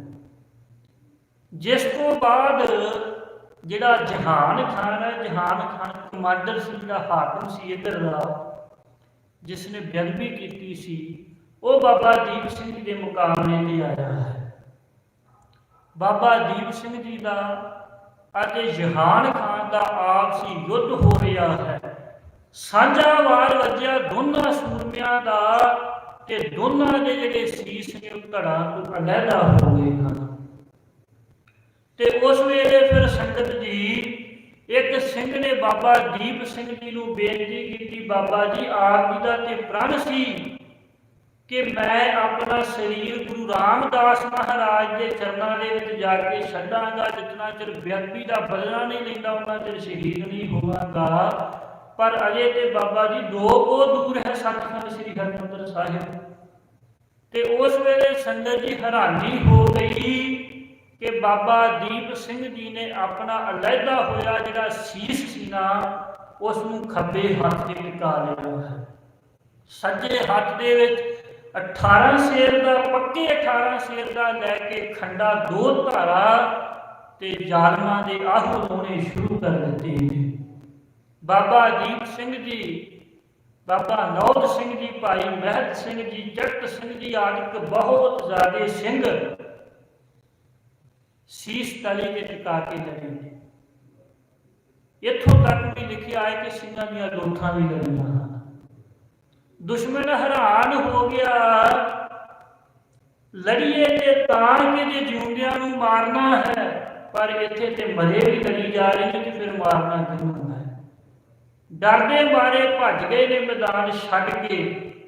ਬਾਬਾ ਦੀਪ ਸਿੰਘ ਜੀ ਨੇ ਖੱਬੇ ਹੱਥ ਤੇ ਸੀਸ ਟਿਕਾਇਆ, ਸੱਜੇ ਹੱਥ ਵਿੱਚ ਖੰਡਾ ਫੜਿਆ, ਖੰਡਾ ਖੜਕਾਉਂਦਿਆਂ ਹੋਇਆਂ ਬਾਬਾ ਜੀ ਰਣ ਸਿੰਘੇ ਨਗਾਰੇ ਮਾਰੂ ਮਾਰੇ ਵੱਜ ਰਹੇ ਨੇ, ਤੇ ਸੱਚਖੰਡ ਸ੍ਰੀ ਹਰਿਮੰਦਰ ਸਾਹਿਬ ਗੁਰੂ ਰਾਮਦਾਸ ਮਹਾਰਾਜ ਦੇ ਚਰਨਾਂ ਵਿੱਚ ਆ ਕੇ ਨਤਮਸਤਕ ਹੋਏ ਨੇ।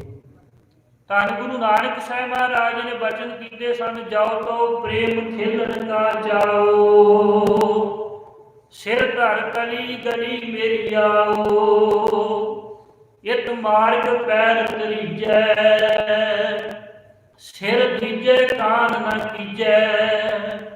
ਇਸ ਨੂੰ ਜੇ ਸਫਲ ਕੀਤਾ ਨਾ, ਅਮਲੀ ਜਾਮਾ ਪਹਿਨਾਇਆ, ਤੇ ਉਹ ਬ੍ਰਹਮ ਗਿਆਨੀ ਅਮਰ ਸ਼ਹੀਦ ਬਾਬਾ ਦੀਪ ਸਿੰਘ ਜੀ ਸਨ।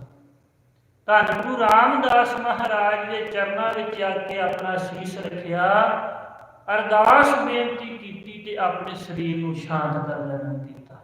ਜਿਸ ਨੂੰ ਇਤਿਹਾਸਕਾਰ ਲਿਖਦੇ ਨੇ, ਸੀਸ ਨਿਜ ਸਰਦਲ ਪਰ ਧਰਕੈ, ਸੀਸ ਨਿਜ ਸਰਦਲ ਪਰ ਧਰ ਕੇ ਫਤਿਹ ਗਜਾਈ ਊਚ ਉਚਰ ਕੈ। ਸਰਦਲ ਉੱਪਰ ਆਪਣਾ ਸੀਸ ਰੱਖ ਕੇ ਉੱਚੀ ਆਵਾਜ਼ ਦੇ ਵਿੱਚ ਬਾਬਾ ਜੀ ਨੇ ਫਤਿਹ ਬੁਲਾਈ ਤੇ ਆਪਣੇ ਸਰੀਰ ਨੂੰ ਸ਼ਾਂਤ ਕਰ ਦਿੱਤਾ। ਐਸੇ ਸਨ ਬ੍ਰਹਮ ਗਿਆਨੀ ਅਮਰ ਸ਼ਹੀਦ ਬਾਬਾ ਦੀਪ ਸਿੰਘ ਸਾਹਿਬ ਜੀ। ਸੰਗਤ ਜੀ, ਗੁਰੂ ਰਾਮਦਾਸ ਮਹਾਰਾਜ ਜੀ ਦੇ ਚਰਨਾਂ ਦੇ ਵਿੱਚ ਬਾਬਾ ਦੀਪ ਸਿੰਘ ਜੀ ਨੇ ਆਪਣਾ ਸਰੀਰ ਨਿਸ਼ਾਵਰ ਕੀਤਾ, ਬੇਅਦਬੀ ਦਾ ਬਦਲਾ ਲਿਆ, ਜ਼ਾਲਮਾਂ ਨੂੰ ਭਾਂਜ ਪਾਈ। ਤੇ ਭਾਈ ਗੁਰਦਾਸ ਜੀ ਕਹਿੰਦੇ ਨੇ, ਚਰਨ ਸ਼ਰਨਪੁਰ ਏਕ ਪੈਂਡਾ ਜਾਏ ਚੱਲ, ਸਤਿਗੁਰ ਕੋਟ ਪੈਂਡਾ ਅੱਗੇ ਹੋਏ ਲੀਦ ਹੈ। ਜੇ ਬਾਬਾ ਦੀਪ ਸਿੰਘ ਜੀ ਨੇ ਗੁਰੂ ਰਾਮਦਾਸ ਮਹਾਰਾਜ ਦੇ ਚਰਨਾਂ ਵਿੱਚ ਆਪਣਾ ਸੀਸ ਭੇਟ ਕੀਤਾ, ਤੇ ਗੁਰੂ ਰਾਮਦਾਸ ਮਹਾਰਾਜ ਜੀ ਨੇ ਬਾਬਾ ਦੀਪ ਸਿੰਘ ਜੀ ਨੂੰ ਸਦਾ ਵਾਸਤੇ ਆਪਣੇ ਚਰਨਾਂ ਦੇ ਵਿੱਚ ਥਾਂ ਦੇ ਦਿੱਤੀ। ਜਿਤਨਾ ਚਿਰ ਰਹਿੰਦੀ ਦੁਨੀਆ ਤੱਕ ਸੱਚਖੰਡ ਸ੍ਰੀ ਹਰਿਮੰਦਰ ਸਾਹਿਬ ਵਿਖੇ ਅਸੀਂ ਦਰਸ਼ਨ ਕਰਾਂਗੇ, ਨਾਲ ਨਾਲ ਬਾਬਾ ਦੀਪ ਸਿੰਘ ਜੀ ਦੇ ਚਰਨਾਂ ਦੇ ਵਿੱਚ ਵੀ ਸਾਡਾ ਸੀਸ ਝੁਕੇਗਾ। ਬਾਬਾ ਦੀਪ ਸਿੰਘ ਜੀ ਦੇ ਮਹਾਨ ਜੀਵਨ ਦੀ ਕੈਸੀ ਅਨੋਖੀ ਘਟਨਾ ਹੈ। ਦੁਨੀਆ ਦੇ ਲੋਕ ਜਵਾਨੀ ਦੀ ਉਮਰ ਦੇ ਵਿੱਚ ਖੰਡਾ ਖੜਕਾਉਂਦੇ ਨੇ ਤੇ ਬਜ਼ੁਰਗ ਅਵਸਥਾ ਦੇ ਵਿੱਚ ਆ ਕਰਕੇ ਕਲਮ ਪਕੜ ਲੈਂਦੇ ਨੇ। ਤੇ ਬਾਬਾ ਦੀਪ ਸਿੰਘ ਜੀ ਦਾ ਜੀਵਨ ਵੇਖੋ, ਜਵਾਨੀ ਉਮਰ ਦੇ ਵਿੱਚ ਬਾਬਾ ਦੀਪ ਸਿੰਘ ਜੀ ਨੇ ਕਲਮ ਪਕੜ ਕਰਕੇ 4 ਸੂਬ ਗੁਰਬਾਣੀ ਦੇ ਲਿਖੇ ਬੇਅੰਤ ਪੋਥੀਆਂ ਲਿਖੀਆਂ ਤੇ ਜਦੋਂ 70-75 ਵਰ੍ਹਿਆਂ ਦੀ ਉਮਰ ਹੋਈ ਬਜ਼ੁਰਗੀ ਅਵਸਥਾ ਦੇ ਵਿੱਚ ਬਾਬਾ ਦੀਪ ਸਿੰਘ ਜੀ ਨੇ ਖੰਡਾ ਖੜਕਾਉਣਾ ਕੀਤਾ। ਸੋ ਐਸੇ ਮਹਾਨ ਯੋਧੇ, ਬਲੀ, ਸੂਰਬੀਰ, ਅਮਰਸ਼ੀਲ, ਬ੍ਰਹਮ ਗਿਆਨੀ ਬਾਬਾ ਦੀਪ ਸਿੰਘ ਸਾਹਿਬ ਜੀ ਦਾ ਅੱਜ ਆਗਮਨ ਦਿਹਾੜਾ ਹੈ, ਜਿਨ੍ਹਾਂ ਦੇ ਆਗਮਨ ਦਿਹਾੜੇ ਤੇ ਆਪ ਸਮੁੱਚੀਆਂ ਸੰਗਤਾਂ ਹੀ ਦਮਦਮੀ ਟਕਸਾਲ ਦੇ ਕੇਂਦਰੀ ਸਥਾਨ ਗੁਰਦੁਆਰਾ ਗੁਰਦਰਸ਼ਨ ਪ੍ਰਕਾਸ਼ ਮਹਿਤਾ ਵਿਖੇ ਬੜੇ ਪ੍ਰੇਮ ਦੇ ਨਾਲ ਅੰਮ੍ਰਿਤ ਵੇਲੇ ਦੇ ਦੀਵਾਨਾਂ ਵਿੱਚ ਹਾਜ਼ਰੀਆਂ ਭਰ ਰਹੇ ਹੋ। ਸਤਿਗੁਰੂ ਜੀ ਕਿਰਪਾ ਕਰਨ, ਆਪ ਸਮੁੱਚੀਆਂ ਸੰਗਤਾਂ ਦੀ ਹਾਜ਼ਰੀ ਦਾ ਤੇ ਪ੍ਰਵਾਨ ਕਰਨ। ਅਮਰਸ਼ੀਲ ਬ੍ਰਹਮ ਗਿਆਨੀ ਬਾਬਾ ਦੀਪ ਸਿੰਘ ਜੀ ਦੇ ਆਗਮਨ ਦਿਹਾੜੇ ਦੀਆਂ ਦਮਦਮੀ ਟਕਸਾਲ ਦੇ ਮੌਜੂਦਾ ਮੁਖੀ ਸ਼੍ਰੀਮਾਨ ਸੰਤ ਗਿਆਨੀ ਹਰਨਾਮ ਸਿੰਘ ਜੀ ਖਾਲਸਾ ਪਿੰਡਾਂ ਵਾਲਿਆਂ ਵੱਲੋਂ ਜਥੇ ਦੇ ਸਮੂਹ ਸਿੰਘਾਂ ਵੱਲੋਂ ਆਪ ਸੰਗਤਾਂ ਨੂੰ ਬੇਅੰਤ ਵਧਾਈਆਂ ਹੋਣ ਜੀ। ਹੁਣ ਸੰਗਤ ਜੀ ਇੱਥੇ ਹੀ ਅਖੀਰਲੀਆਂ ਪੰਕਤੀਆਂ ਪੜ੍ਹ ਕੇ ਸਮਾਪਤੀ ਕੀਤੀ ਜਾਂਦੀ ਹੈ। ਗੁਰਬਾਣੀ ਦੀ ਕਥਾ ਵਿਚਾਰ ਕਰਦਿਆਂ ਹੋਇਆਂ ਬਾਬਾ ਜੀ ਦਾ ਮਹਾਨ ਜੀਵਨ ਸੁਣਾਉਂਦਿਆਂ ਇੱਕ ਨਹੀਂ ਹੋਈਆਂ ਬੇਅੰਤ ਪ੍ਰਕਾਰ ਦੀਆਂ ਭੁੱਲਾਂ ਗਲਤੀਆਂ ਧੰਨ ਸ੍ਰੀ ਗੁਰੂ ਗ੍ਰੰਥ ਸਾਹਿਬ ਜੀ ਬਖਸ਼ਣਹਾਰ ਹਨ। ਆਪ ਸੰਗਤ ਨੇ ਅਸੀਸ ਬਖਸ਼ਿਸ਼ ਕਰਕੇ ਨਿਹਾਲ ਕਰਨਾ ਜੀ। ਲੇਖੈ ਕਦੇ ਨਾ ਛੂਟੀਏ ਖਿਨ ਭੁੱਲਣਹਾਰ, ਬਖਸ਼ਣਹਾਰ ਬਖਸ਼ ਲੈ ਨਾਨਕ ਪਾਰ ਉਤਾਰ। ਸੰਗਤ ਜੀ ਭਾਵੇਂ ਕੱਲ 26 ਜਨਵਰੀ ਵਾਲੇ ਦਿਨ ਵੀ ਸੰਗਤਾਂ ਵੱਲੋਂ ਬਾਬਾ ਜੀ ਦਾ ਜਿਹੜਾ ਆਗਮਨ ਦਿਹਾੜਾ ਹੈ, ਜਨਮ ਦਿਹਾੜਾ ਹੈ, ਉਹ ਮਨਾਇਆ ਗਿਆ ਹੈ, ਪਰ ਜੇ ਤਰੀਕ ਅਨੁਸਾਰ ਵੇਖੀਏ ਤੇ ਅੱਜ 14 ਮਾਘ ਹੈ ਤੇ 14 ਮਾਘ ਵਾਲੇ ਦਿਨ ਬਾਬਾ ਜੀ ਦਾ ਜਿਹੜਾ ਆਗਮਨ ਸੀ ਹੋਇਆ ਹੈ। ਇਸ ਕਰਕੇ ਅੱਜ ਉਹਨਾਂ ਦਾ ਜਨਮ ਦਿਨ ਹੈ, ਅੱਜ ਉਹਨਾਂ ਦਾ ਆਗਮਨ ਦਿਹਾੜਾ ਹੈ, ਅੱਜ ਹੀ ਉਹਨਾਂ ਦੇ ਜੀਵਨ ਦੀ ਵਿਚਾਰ ਕੀਤੀ ਹੈ। 2 ਪੰਕਤੀਆਂ ਪੜ੍ਹ ਕੇ ਸਮਾਪਤੀ ਕੀਤੀ ਜਾਂਦੀ ਹੈ। ਬੰਧਨ ਤੋੜੈ ਹੋਵੈ ਮੁਕਤ, ਸੋਈ ਬ੍ਰਾਹਮਣ ਪੂਜਣ ਜੁਗਤ। ਵਾਹਿਗੁਰੂ ਜੀ ਕਾ ਖਾਲਸਾ, ਵਾਹਿਗੁਰੂ ਜੀ ਕੀ ਫਤਿਹ। ਤੂੰ ਠਾਕੁਰ ਤੂੰ